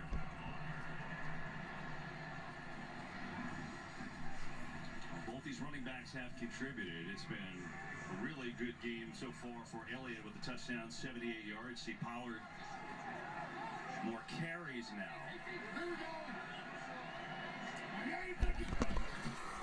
Play action.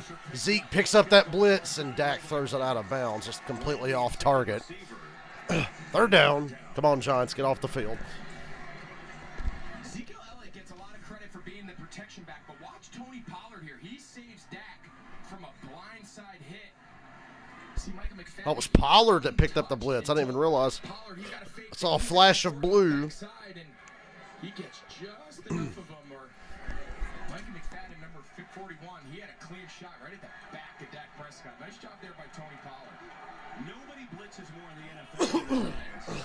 3rd down and 6 right here. We'll see if they come with the pressure. Play clock down 2, 1. They get it. The Giants blitz. Dak throws it up. CD had half a step.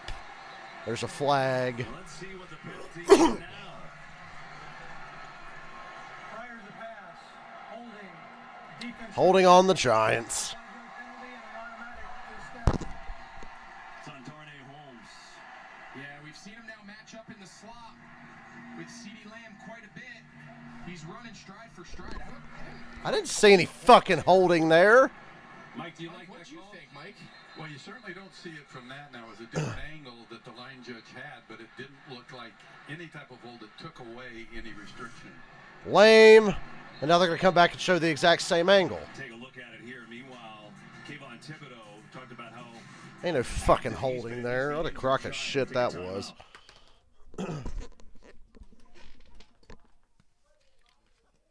I got to run to the bathroom. I'll be right back.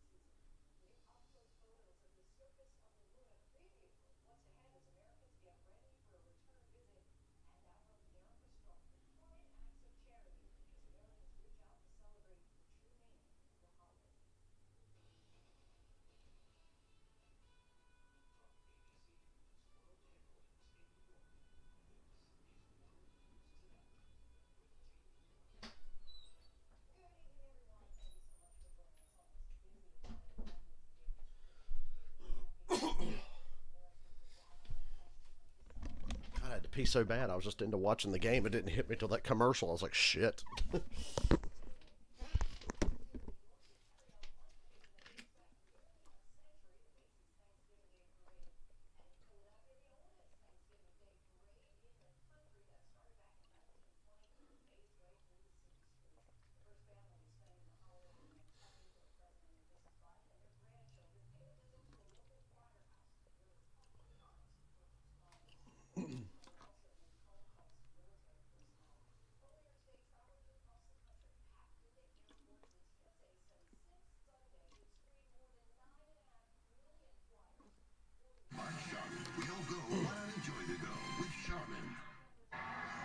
Well, from our family to yours, the Olsen family, the Burkhardt family. Who gives a fuck? Downstairs, we got Jared right here. Who's that fat guy in Greg Olson's family? There we go. Awesome. Thanks, guys. Great to see everyone here today, and thanks for letting us in your Yeah, homes. thanks for dragging me to a Cowboys game on Thanksgiving, Greg, said his wife. and 10. It's okay, when Tom Brady retires, he'll be the one coming to Dallas on Thanksgiving as the announcer. And the lucky thing for him is he won't have a family to have to go home to. Trying to see what happened on that last play, Greg. I don't know, I'm starting to think divorced Brady's more dangerous than married Brady. Couldn't quite tell. Let's hope it was just a little shaken up and he can pop back out there. Yeah, he got no treatment, according to Tom. And now Jake Ferguson, the rookie tight end for Dallas. Thibodeau's out for now. Ferguson's down for the Cowboys. Had a really active first half. Rookie for the Giants, first-round pick. And now it's on Ferguson. Jalen Smith blowing it up with Tony Pollard there during the timeout. As they take a look at him on the field. So a sluggish start here. Oh, get off the field. A couple guys going down. Quit faking. We haven't lost the Giants this year. Faker. People expected a lot better, right? They brought in Brian Dable from Buffalo as a coordinator to take over here and turn this thing around. And he's done that. They got off to a good start. That certainly helped. The one loss early was to the Cowboys that Monday night. Really close game. And then they got hot. They won 5 of 6. Daniel Jones, no interceptions in that time. They didn't turn it over. And all the while, Saquon Barkley is having a resurgence coming back from the injuries that he's dealt with the last couple of years. Yeah, and I think this turnaround, or quote unquote rebuild, as people want to call it, I think happened a lot faster. Now, whether the Giants can continue to sustain it, not only through this year, but going forward, but through 10 games now, can't say enough about Brian Dable and what he's done here with this staff, turning this thing around so fast. Yeah, Jake Ferguson walked off. Why does Daniel Jones have a worried look on his face 24/7? That's just how his face is. Bruce Campbell looking motherfucker. Get him some shimps. Ooh, Pollard. First down. Looked like he might break through and get more. You can see Dallas, they made a point to come out in this second half and just be physical. Downhill run. Pollard getting behind his offensive line, pulling in front of him. And his run game right now has come out to play in the second half. Jared from Subway. Dak Prescott supports pedophilia. I'm kidding. His call was Jared. Hey, loss of 1. I heard Dak say Jared and Diane. Shouldn't it be Jack and Diane? I think it should be Jack. Here's a little ditty about Jack and Diane. But they went with Diane. What about Tommy and Gina? That'd be my calls. Tommy, Gina, or Tito and Johnny, or Rosa, because I'm a Kiss fan. Hide Your Heart, when they ripped off Bon Jovi. Great song, but the whole Tito, Johnny, and Rosa thing, where do you think Paul got that from?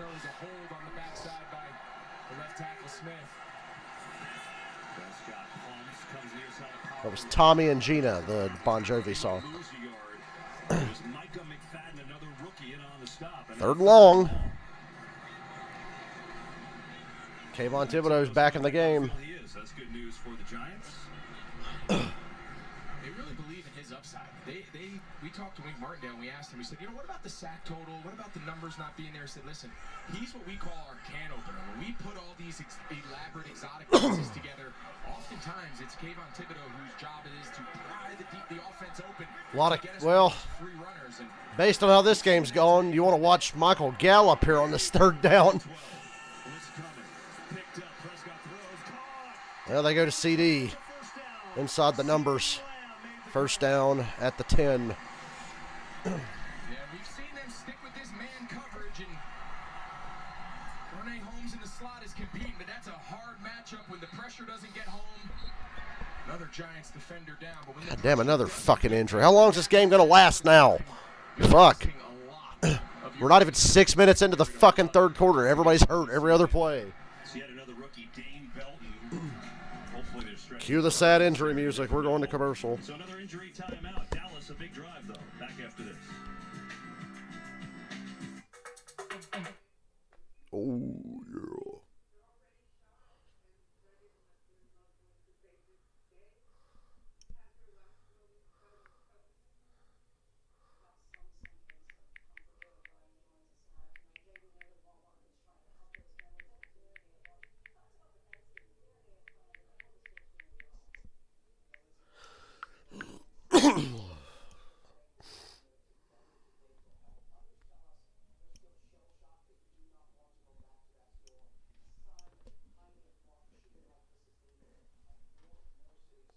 Oh, it's this commercial where the fucking gay white dude's hitting on the gay black guy.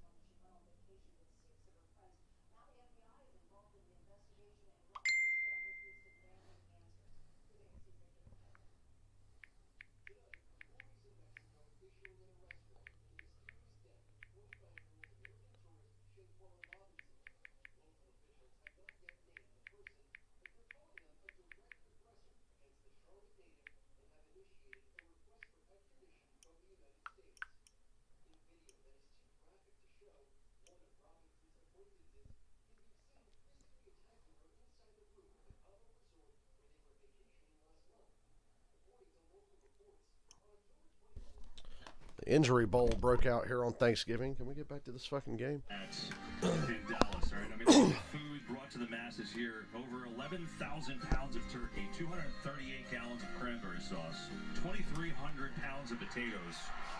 I mean, that is a lot of food. A lot of food. Cowboys, long drive going here. 11th play. Make this a 12. First and goal at the 10. False start on CeeDee Lamb. It's been a little disjointed. Some penalties, some injuries. Offense, number 88, 5-yard penalty, first down. That's on Lamb, and you heard Aaron talking at halftime. Penalties been an issue. Please be enough to derail this drive. It's only first down. You mentioned it back in week 3, even though they were able to come out ahead. You can see Lamb here on the bottom of the screen when Dak signals for the motion. He jumped. And they had that issue back in week 3. They ended up winning the game, but they had a ton of penalties, and that trend's continued today. Turpin's on offense, but they go with Pollard. No gain. Giants played it well that time. Who else wants to get injured? Bring up second and goal. Now Leonard Williams. Oh, Leonard Williams. We have another injury. Is slow to get up for them. He's their outstanding defensive lineman. Stop the game again. Be here all night. These games are tough, right? It still is Thursday. I know Thursday Night Football's been going on a while. What time does the other game even start? When you come off a game Sunday and play Thursday, tough on the body. 8:20, same as always. So. It's a challenge, of course, mentally to learn a new, game plan, make the corrections following the previous game on Sunday, but then also look ahead to your opponent on Thursday. And then, of course, the obvious thing is the physical toll that it takes on your body, especially as you get late now into November, approaching December. These Thursday game, that turnaround comes quick. And I've seen a couple guys walk off. Got to hope this is another kind of cramping episode. They're handing him the water bottle. We'll see how he does coming back in. But these Thursday games are tough.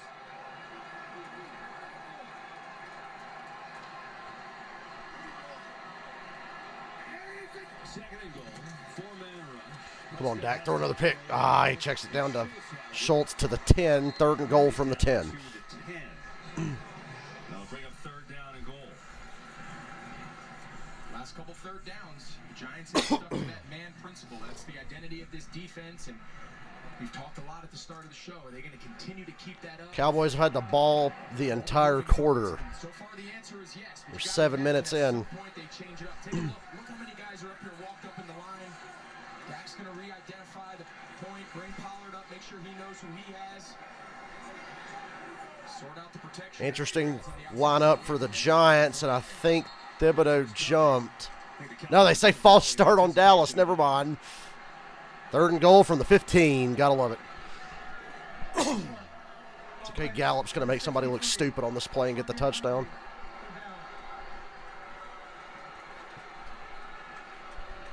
These are those self-inflicted negatives that hurt his talking about Mike McCarthy. You see Tyler Biotish, and he just flinched. Yep.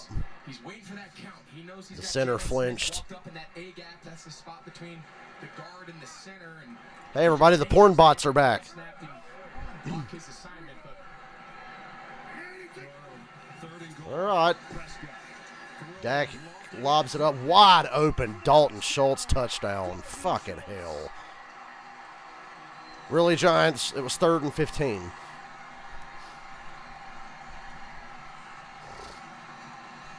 we asked the question, and that was the answer. The fuck was that corner doing in front of Schultz? Good about their matchups, but Dalton Schultz, this is a great concept running on number 44, Nick McLeod. Just a corner out. Just run, stay on the outside leverage of the defender, and just break to the pylon. Great throw under pressure by Dak Prescott. And Well, they tie the game. The extra point can give them the lead. again, be able to convert on the 3rd down, and that time led to a touchdown. And it does. 14-13. 14 plays. 7 minutes and 39 seconds.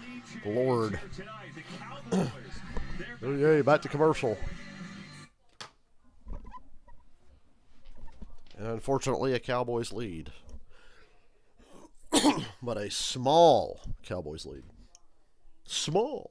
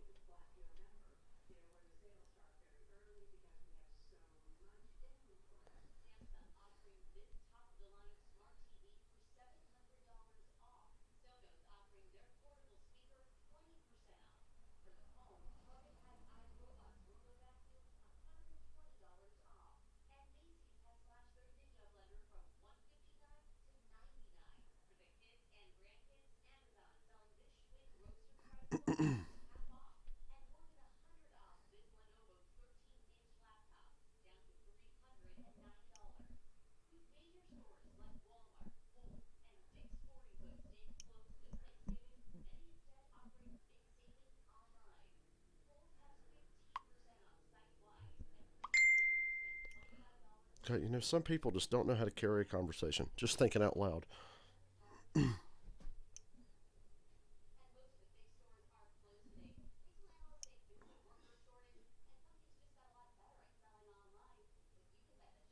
The first video in my YouTube recommendations was Jim Cornette's You Shoot, and I don't know why the thumbnail was making me laugh. It's just Jim Cornette with his mouth hanging open. Oh, for fuck's sake.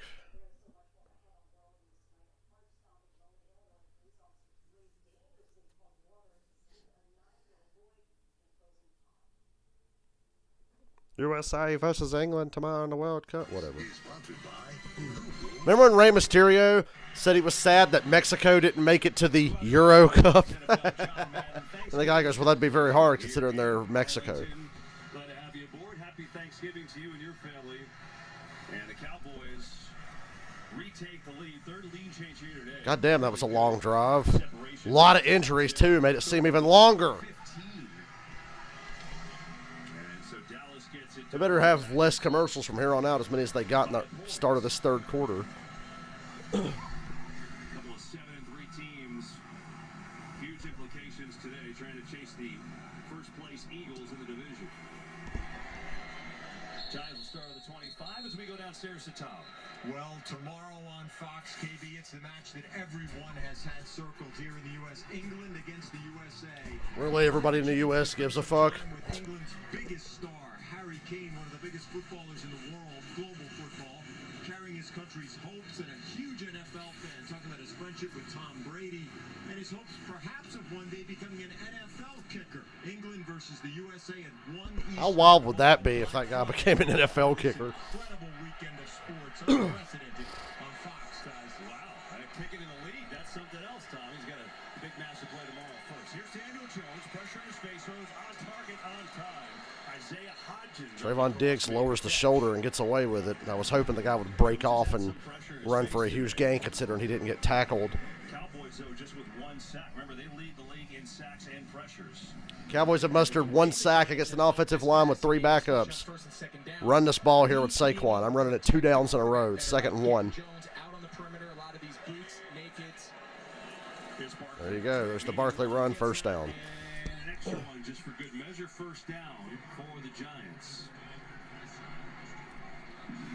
One thing about New York, we talked about their formula earlier. No turnovers. Their defense has been kind of a bend but don't break, even though they've just broken the red zone there. They have won close games. They're 7-1 in close games. That's why they've been so good. Absolutely, and that's been the formula the entire season, and so far that's what's going on today. Here they are almost halfway through the 3rd quarter. It's a 1-point game, and they can execute as normal. Play fake. Parsons didn't fall for it. Slayton got 4. Has himself another catch. 3rd of the day for him. And why it's so important to be good on 1st and 2nd down is because this Dallas defensive line, Micah Parsons, DeMarcus Lawrence, Dorrance Armstrong, they're arguably the best defensive front in the entire league. So by staying out of 3rd and long, Cowboys defense looks really well rested considering they haven't been on the field in about an hour and a half. It's a race to Daniel Jones, and I'm really impressed with Mike Kafka. His plan here today of mixing it up early. They want to stay in as many down distances as they are right here. Another play fake. A lot of play fakes today from the Giants. Jones goes down, gets popped hard. Hit from behind by Parsons, and then Clark came from the secondary and cracked him. And typically when you move the quarterback to the right, you're not as concerned over the defensive end to your left. Well, when it's number 11, Micah Parsons, you have to be worried about where he is no matter where he lines up. That's just effort. He just runs the entire circle. Constant pursuit. His talent is one thing, but his effort. 3rd down, and this Cowboys crowd is loud. Got to give them credit. These dumbasses are pretty fucking loyal, and I call them dumbasses because who could have been loyal to a team like this for the last 25 years? Saquon. Oh, Van Der Esch got him 1.5 yards short of the 1st. From behind. Punted away. The offense looks like they're trying to stay on the field. Punted away. Just gave up a huge touchdown drive. About 1.5 yards. 4th down. To roll the dice a little bit and keep his offense on the field, and I think he is. Wow, so we saw Dallas go for it in their own territory. Here's a big moment for you. They're going to have to call timeout. There's 12 seconds on the play clock, and they're not even breaking the huddle yet. 10, 9, just broke the huddle. 7, 6, 5, 4, 3, 2. Okay, they snap it. 4th and 1. They're going to straight up throw it. Oh, Saquon dropped it. It was a little behind him. The pressure might have thrown off the timing there. Oh, boy. The parlay lives, ladies and gentlemen. I'm worried. Low and behind Saquon. Yeah, that's more on Daniel Jones than it is Saquon. Way to go, Giants. Did the exact same dumbass thing the Cowboys did in the 1st half. You basically just gave it back to them.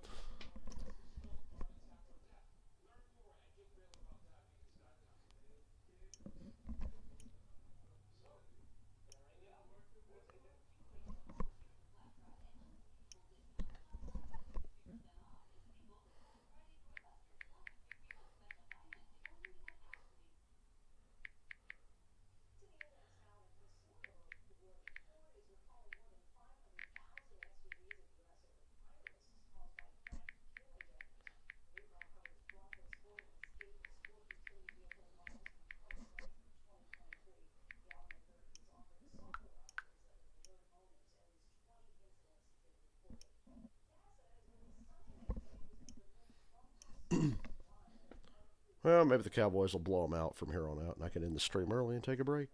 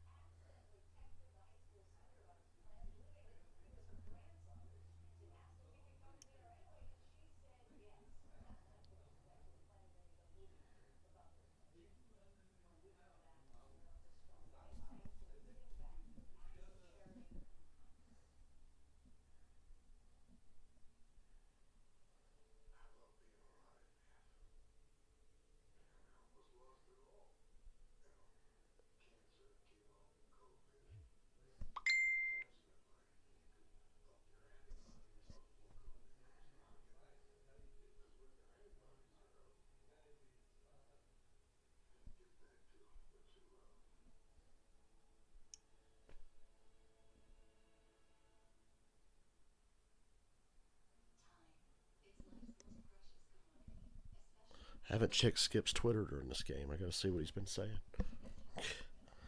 One,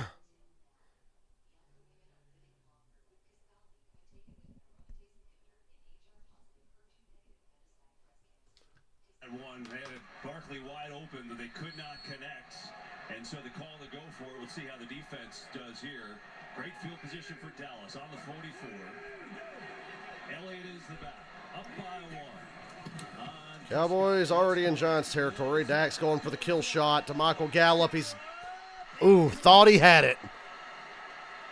Good job by Williams to stick with that play, stay with Gallup, and prevent the touchdown. That was the home run shot right there. Hand fighting on both sides. Good, no call. Crowd's like, pass interference. I don't like it as PI.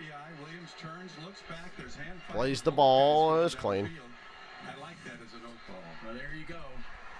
Coming from the man himself. I thought that was really well played by Williams, too. Nice job getting his right hand in there. And I love going for that shot. Dak fumbled the snap. Gets crushed, but gets it away. Wow, and Ferguson breaks a tackle. First down. Yeah, this is Dallas's game. Now Ferguson's hurt. Hey, another injury to stop this fucking game for. Great awareness there by Dak to not panic, just pick that ball up and get it to his outlet. Ferguson down again. I think Cordell Flott is down for the Giants, too. Ferguson is up, as you see. And so now it's Flott, one of these young cornerbacks playing. Again, New York came in without Fabian Moreau and Adoree Jackson. Their starting corners both got hurt last week. So these young guys playing, Rodarius Williams, who we just saw, was essentially a rookie because he tore his ACL last year. Brian Dable's wiping his sweaty, bald head. And back to fucking commercial we go. I fucking hate this game. It's fucking boring. There's a shit ton of commercials because there's an injury every 2 seconds because it's a short week. That Bills-Lions game, we blew our load on that one, I guess.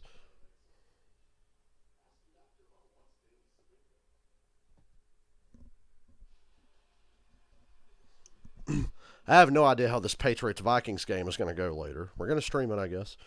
I think I got the energy. No idea how that's going to turn out, though.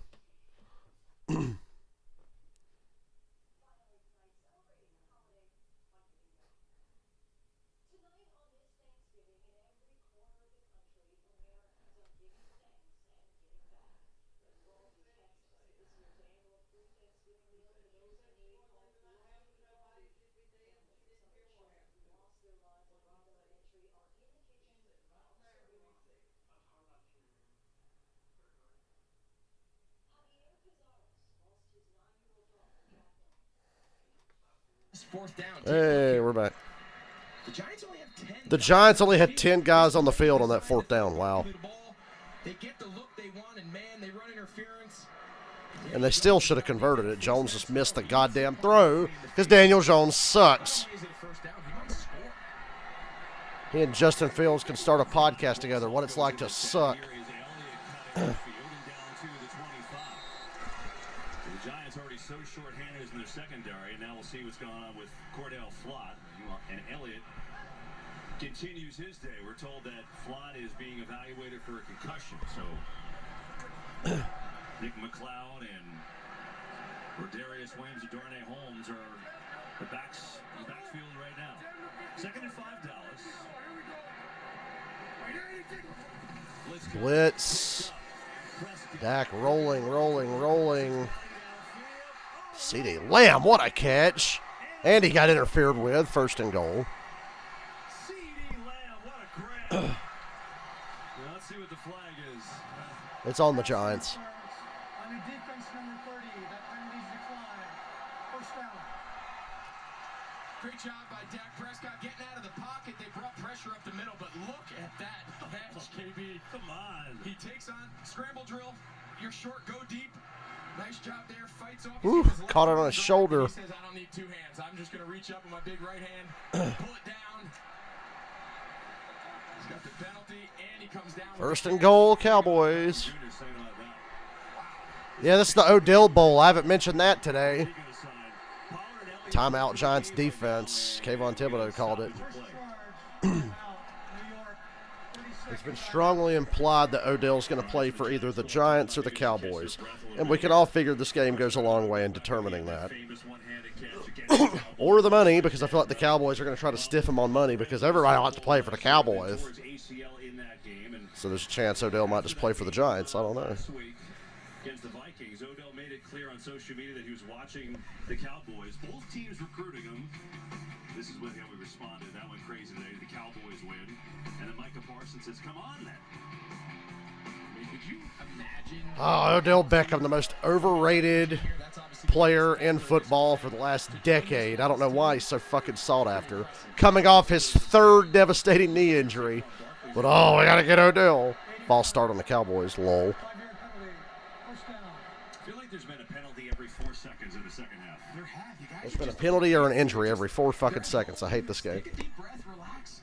You've seen multiple pre-snap penalties. Come on, let's get an interception in the end zone. Good God, the Cowboys have 10 penalties. The Giants have 5.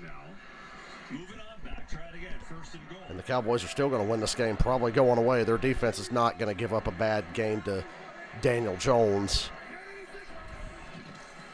Giants blitz again. Zeke in the flat. Jalen Smith made a good tackle. Nice tackle by the former Cowboy Jalen Smith. Second and goal. This is the exact same play we just showed you they ran. This is where Saquon Barkley went on the 4th down. They just come back and return the favor to Zeke Elliott. This time he just makes a nice throw and a catch. Now they fake it to Zeke. In the flat. Touchdown, Dalton Schultz, his second of the day. Game over. Because Daniel Jones is not going to lead you back from 2 scores down against this defense. Game over. That's just still going to be a one. It's going to be 21-13. I personally would go for 2 to go up by 2 scores. Because Daniel Jones is trash and he ain't going to lead the Giants back. Period.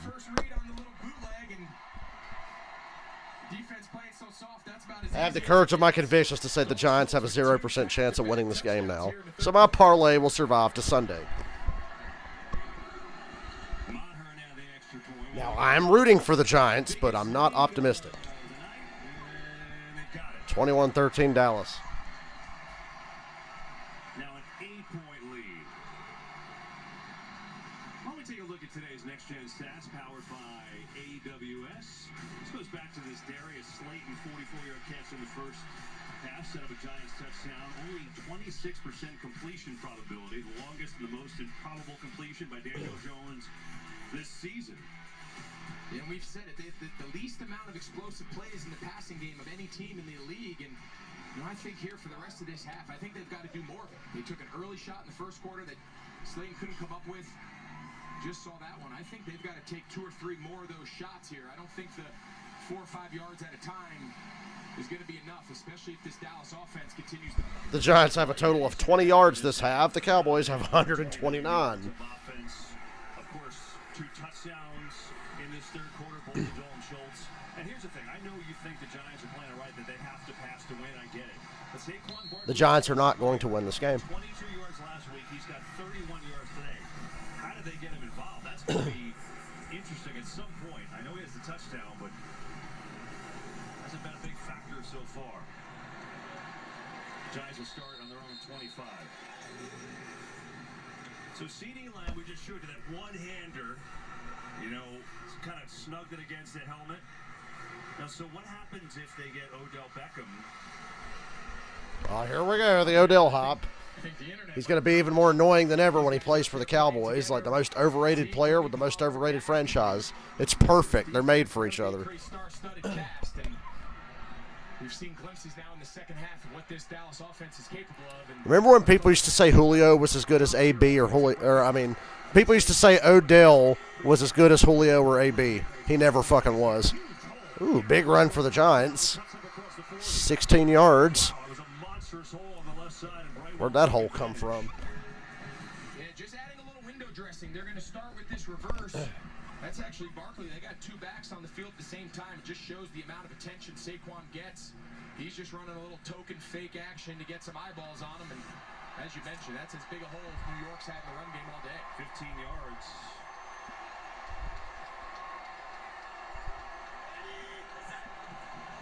two backs again. Brightwell, a little trap play. Another good run for this guy. What the hell? First down. Good-looking drive.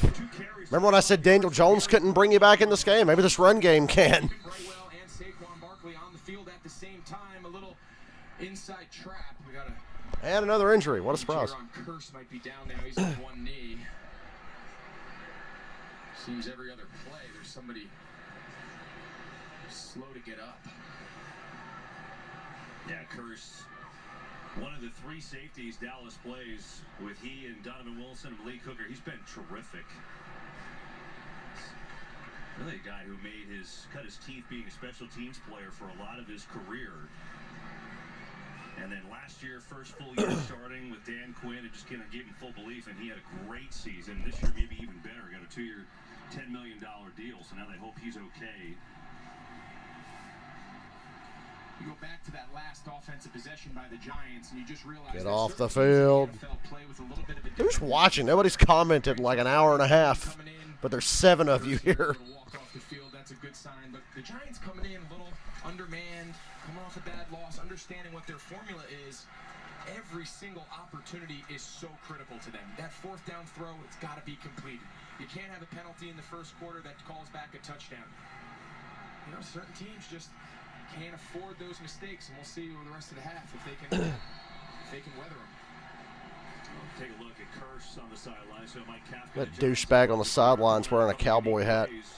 Their 2 longest runs of the game back to back. And another first. What's a star have to do with a cowboy anyway? So Brightwell and Barkley. And right to Brightwell. Left side. God, where's Saquon? They're running with this other guy. It's working. Well, it didn't work that play, but Quinn Bohanna, Carlos Watkins in there as well. Find it fascinating though, like you're using Barkley as a decoy, but he's your best player. You have to find a way to give him the ball, no? Arthur Smith's like, nuh-uh. You hear what they just said? They said they're using Saquon as a decoy, but you've got to get him the ball. And Arthur Smith's like, I disagree. Arthur Smith's philosophy in Atlanta is you only use your best player as a decoy. Here they go under the trap play. It's Breida who's got some speed. Breida on a reverse, got a yard. Is this fourth quarter? It's about to be. In about 17 seconds, it'll be the fourth quarter. Third and long coming up as that may be the end of the third quarter. 21-13 Dallas with 15 minutes to go. Yeah, it looks like the Giants are content to let it run out and end this third quarter. I think 2 seconds, one. Yes, they will. End of 3 for Marlins. 3rd and 9 for the Giants, down by 8. They're just across midfield. Barely had the ball in that third quarter. And like I said, Daniel Jones is not going to throw you back into this game. No chance.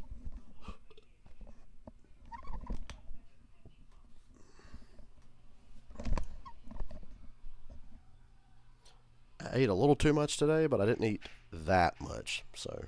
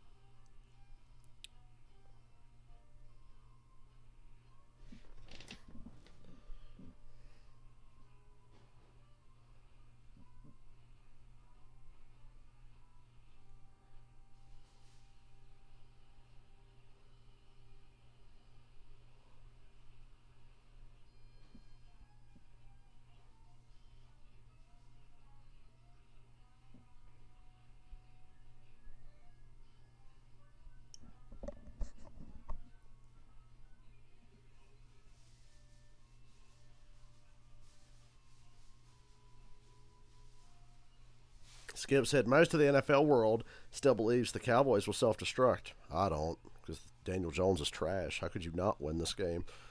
The Cowboys ought to be ashamed of themselves.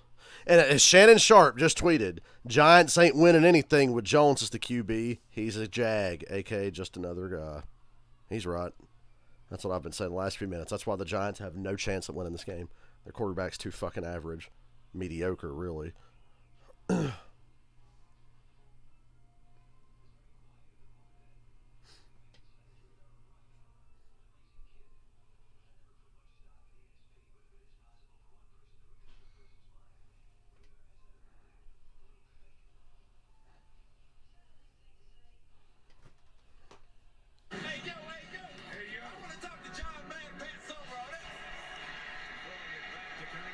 They're showing when Randy Moss shat all over the Cowboys in '98.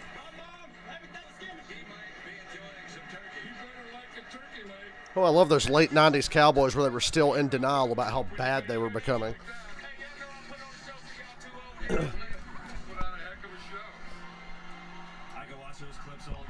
Remember when they lost to the fucking Cardinals in the playoffs back then? Good times. Imagine being the first team the Cardinals ever beat in the playoffs.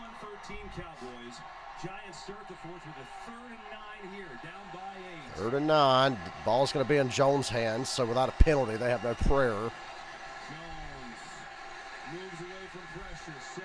Oh, look, it's low and inaccurate. He was on the run. 4th down, punt it away.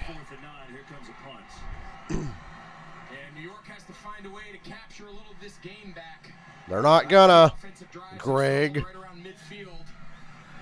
They've got to take advantage of this by They literally will not. Getting a stop and get another crack at it, keeping this field flipped, because right now it just feels like this entire game is shifting into the hands of Dallas. So Gillen will punt it away. Good high kick trying to put it inside the 10. High bounce. Will the Giants get there? Touchback. They can't even punt right now. Opportunity, but it didn't work, and the Cowboys will move it on out to their 20. Well, it's been a wild season for those of you who haven't watched. I mean, who saw this stuff coming? Like Seattle having a better record than Denver when they traded Wilson there. Seattle's better than Denver. Don't lie. Then there's the Rams. The Rams being as bad as they are is low-key the biggest surprise of the year. The NFC East is the best division in football, and nobody thought that was going to happen. Oh, I think this was the division that everyone around the league thought was going to kind of be a two-man race with Philadelphia and Dallas. And as we said a few times, you got all 4 teams with winning records. Ron Rivera down in Washington has them coming back with Taylor Heineke at quarterback. End around with CD. Loses a yard. We're going to see Leonard Williams back out there. So great, here we are. We're talking about celebrating John Madden. And, you know, he and Pat Summerall got a screw up watching. We all did. Mike McCarthy had a great story about it. You know, he said, when I was offensive coordinator, everyone has a great story about John. But he was like, when I was OC of the Saints, I just remember this. You go in and meet with them. And right now, like when we have our meetings with coaches, it's about, 20-ish minutes, I would say, give or take. Mike said, if you go with John, it was an hour and a half. And he'd have a legal pad full of stuff. As Prescott Dak on play action. Hit as he throws. Hit CD wide open. Carrying defenders. Gain of 15. He just kind of floated it out there beautifully. This is an absolutely ridiculous throw by Dak Prescott. Kayvon Thibodeau's got pressure in his face. He's been doing it all day. He's fallen backwards with a helmet in his stomach. Gives CeeDee Lamb time to run under it. He wins versus man. And wow, this is a great throw. Get the block by Tony Pollard on Smith to put pressure. But man, for Dak to make that throw with Thibodeau's helmet in his gut, that's a big-time throw. Sure was. Here's Pollard now after that block on the carry. Left side, cuts up across the 40, and Pollard just working it out to the first down, and he's got one. First down, Dallas. Well, we've talked a lot about his explosive runs and his ability in the open field, but he is a powerful back. He's great yards after contact. One of the best in the league. This balance they found today with him and Zeke, using them both, really effective. Pollard again dancing, and there's not much there. Just to finish that story, McCarthy, he said John Madden was a coach, right? Through and through, he'd come in, and he would ask me. The next 12 minutes and 40 seconds of this game feels like a formality. Every story you hear about John Madden, it's just every story's better than the next. He really transcends this entire industry, touches so many different generations through so many different mediums. People know him as a coach. People know him for the video game. And, of course, what he did to the broadcast industry allows guys like me to do this. Fake. Prescott has plenty of time. Wide open, and Dak still almost missed him. Good God, nobody over there. Whoa, what a hurdle. Woo. To the Giants 22. This game's over.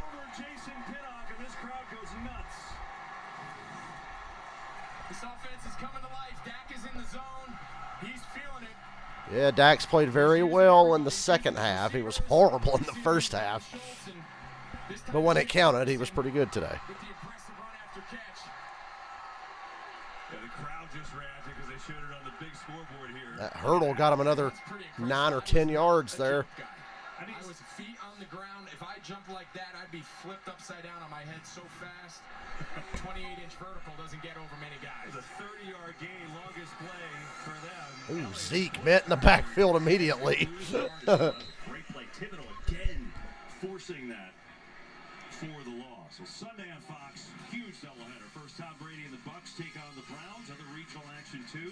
Then America's Game of the Week. Greg, you and I will be there with Aaron, Tom, and Mike. Rams take on Mahomes and the Chiefs. Can't wait. Kicks off at 1 Eastern. Ozzy, you want to take it easy? Only on Fox and the Fox Sports app. Chiefs are fun to watch, aren't they? I mean, even preparing for them this week, coming off that game versus the Chargers. Who the fuck is going to watch Chiefs-Rams on Sunday? Second 13. CD, first down. It's going to be a far cry from the last time the Chiefs and Rams played in one of the greatest games in history. He's had 2 tough plays in a row on Kayvon Thibodeau. Holding on the Cowboys. Oh, good God. Stop calling penalties. Just let the Cowboys run this shit up so I can stop the stream. This game sucks. Good first half. Shitty second half. I'm ready to be done and move on to the Vikings and Patriots. The previous play on the tackle for loss, he beat Schultz again. I'll tell you, that's a tough matchup. Trust me, that is not an easy matchup for tight ends across the league to block these really explosive, dynamic defensive That's the 11th penalty on the Cowboys today, and they're still going to win. Giants aren't bad, but they're really just overachievers. They're middle-of-the-road overachievers. He was the #1 recruit coming out of high school in the country, period. He's had a good game. He has. His former Oregon coach is a former coach of mine, Mario Cristobal, now the head coach down at Miami, and I had a chance to talk to him this year, and he said this kid has a chance to be special. Not just a good player, but a top-tier player in this league. Second and long. He's going to run it here. Yeah, Pollard popped that one up the gut. Down to the 25. Hot shit. And a 12. Third down. Third and manageable here. Sometimes he just hits that hole so fast.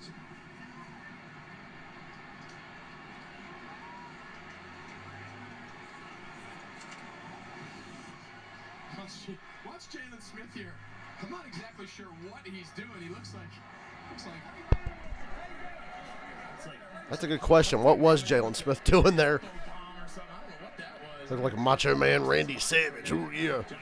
3rd and 11. Blitz from the Giants. Somebody should be open. There it is. CD Lamb. Oh, down to the 2. Thought he was going to shake that tackle.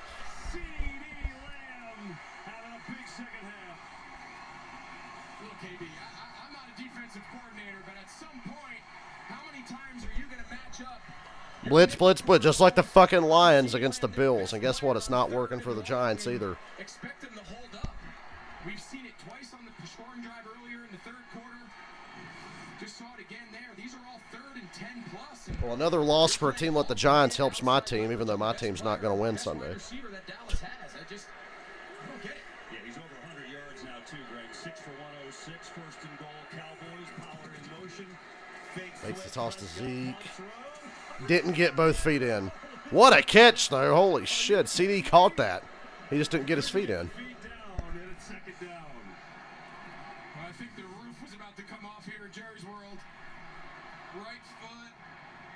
Oh, it's really close. Either way, we've seen CD Lamb twice just stab it. Wow. And that left heel gets... Well, that's close. Nonetheless, that's a crazy... The Cowboys challenge it. What do you got to lose? 2 catches, 33 yards in the first half. He's up to 6 for 106 now. There's the challenge flag for the Cowboys. And we get a challenge here. Looks like the Cowboys are They might win this challenge. It's so close. I don't think they. Well, I don't think they win it. But why not challenge it? Why not? You got this fucking game won. It's over. You might as well just try to get the touchdown now. I think this right foot here never actually hits. I think he gets pushed, and it kind of, see how it kind of just slides? But then his right... Rewind that back to before his left heel comes down on the out of bounds. Rewind it back and pause it on that.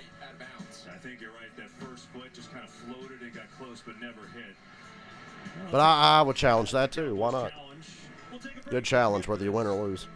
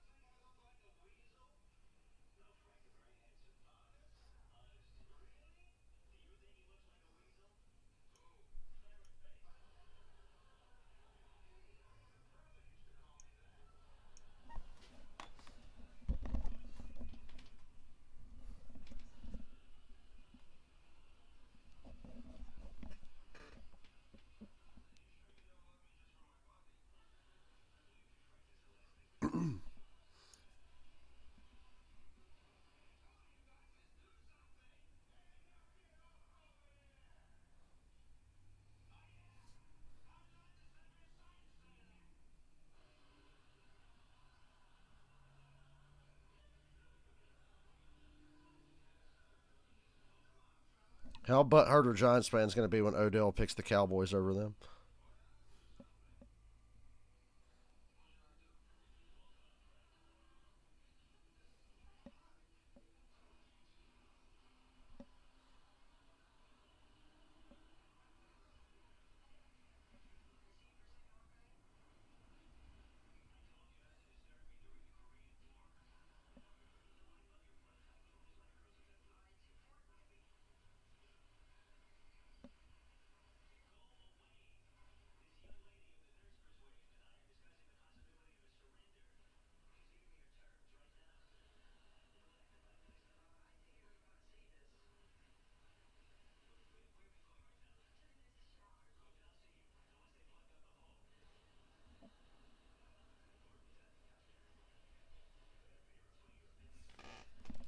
Patriots Vikings. That's just such a bizarre matchup. Want more stats? Just ask No. Henry. Who leads the league in rushing yards? Nobody in this fucking game. After reviewing the play, the receiver controlled the ball. Right foot was down inbounds. Wow. Toe, then heel, out of bounds. Pass is incomplete. Ah, that referee's a dick. He made them think that he was going to overturn that. I fell for it too. That motherfucker did that shit on purpose. The receiver maintained possession and then was out of bounds. Oh, that's funny. That referee's a dick. He trolled him. The extra point net was going up. Look, the extra point net was going up because they thought, oh, yeah, touchdown. Nope. Second and goal. Good God. End around, touchdown. With Hendershot got the end around. Unsportsmanlike conduct. Greg, they're only missing you. They need another tight end. Well, they're playing whack-a-mole. They got all 4 tight ends in the game. Nobody has more touchdowns with that personnel group, and you can tell they had that thing planned all week. They're playing whack-a-mole in the Salvation Army can. And well, this game's over. I mean, this game was over 20 minutes ago. Probably wrap the stream up shortly. You got a really good personnel grouping there, and Kellen Moore's got him dialed in.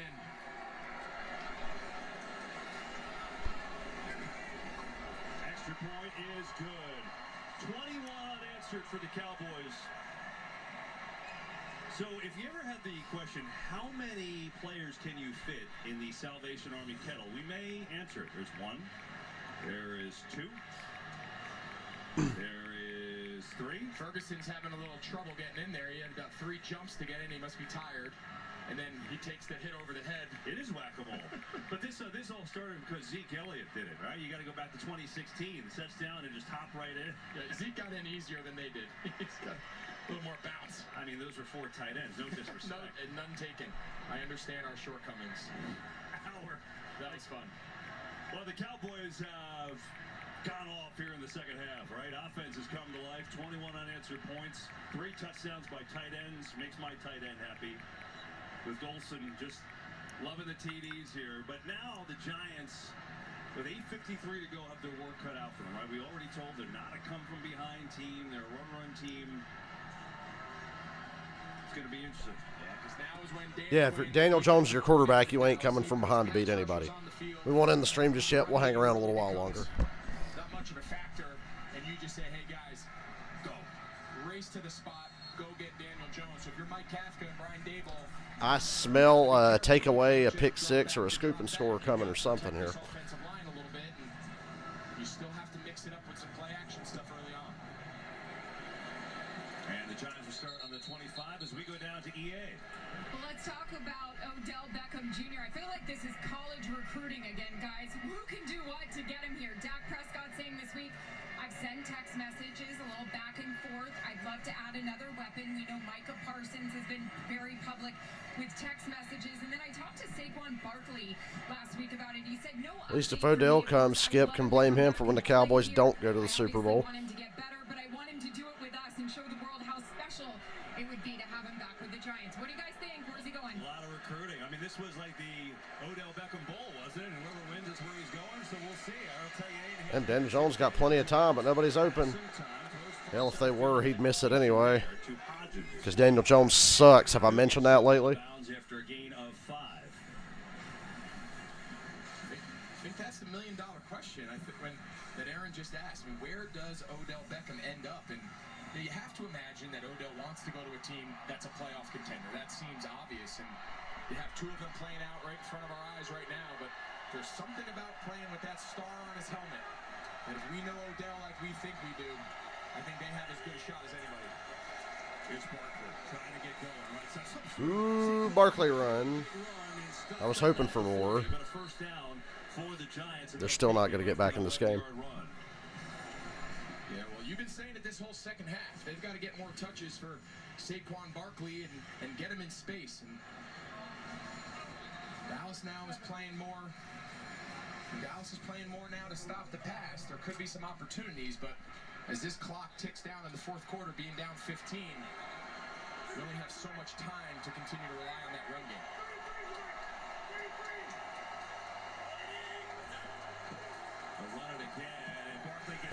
Tommy got stuffed.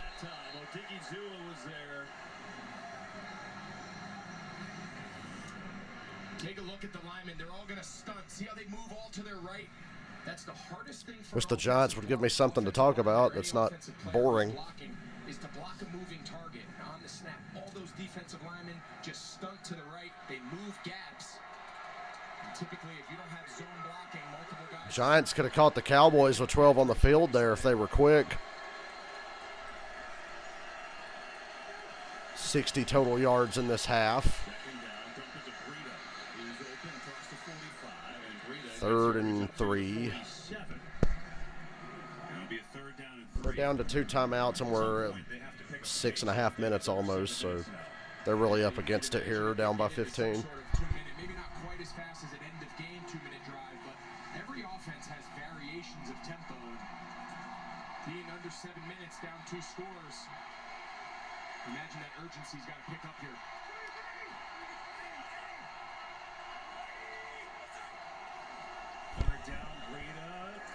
Rita got the first, but these little runs aren't doing it for you.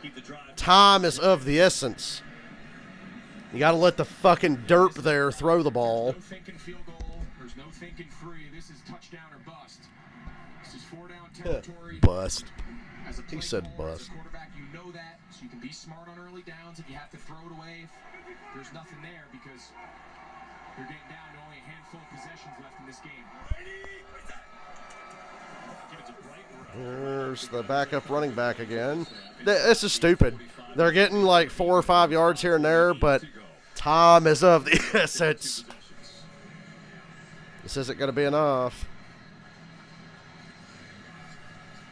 I mean, at some point, we've said it a couple times. And Greg Olson's about to say what I've been saying. Jesus, man. 5.5 minutes, and you're running the ball down by 2 scores. Way to go. You got to get out of the huddle here and get going. Let it fly. What happened to that fucking shit in the first half where he threw it up deep to Slayton a couple of times? On the fake. Jones looking Oh, look, he throws it short. as he gets to the First down, but still. Should have a first down. 5:13 to go. And counting. And they're taking their sweet time. The Giants are substituting, down by 15 with 5 minutes left. No big deal. Take your time. It's not like you're in a hurry. You've got all day. They've got to get moving. They still need they need 2 touchdowns and 1 2-point conversion. Jesus, they suck. Well, Daniel Jones sucks. This offensive line's done a pretty good job, all things considered. Contested ball there. Slayton's slow to get up. Yeah, really nice coverage here by Brown. He's playing off coverage. His eyes are in the backfield. He knows he has help over the top. You see Malik Hooker. He's just looking right at Daniel Jones, and he's just breaking downhill. Great job using that left hand to break the ball up. Nice job playing with his eyes.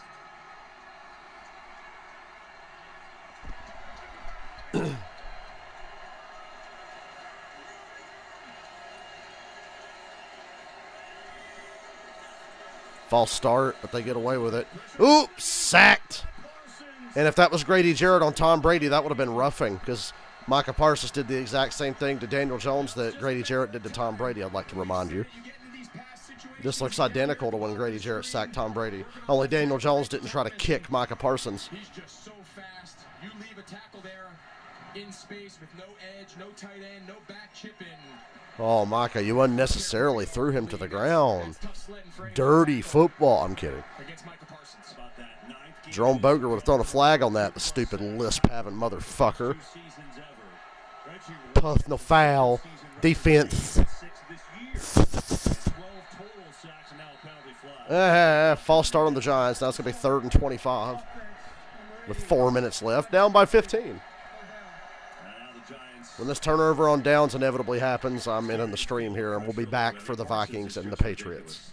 I suppose I will stream it, because I don't know what the fuck's going to happen in that game. 2 sacks last week, just his 2nd year. You said in the first half he's the best defensive player in the league right now. Showing you why. 3rd and 25. No pressure. Richie James makes the catch. It's 4th down. Obviously, they'll go for it. But it's 4th and somewhat manageable. But there's 3:45 to go and counting. These dumb motherfuckers. When we met with him this week, we said, what is the challenge when you have a player like Micah Parsons? And he says it's figuring out where we want him to play, because he can do Sad I won't get to make fun of the Cowboys for being in 3rd place now. They'll be firmly in 2nd place with another game against Washington at the end of the year. And they're going to play Philly on Christmas Eve. 4th and 9. And the Cowboys get pressure. Yes, they do. Incomplete. Cowboys take over with 3:12 to go. The Giants are down to 2 timeouts. And the Dallas Cowboys are going to win the game. So I'm going to end this one early. Come on back if you've got some energy left, if you haven't heard enough of me today. We're going to stream the Patriots and the Vikings around 8:20.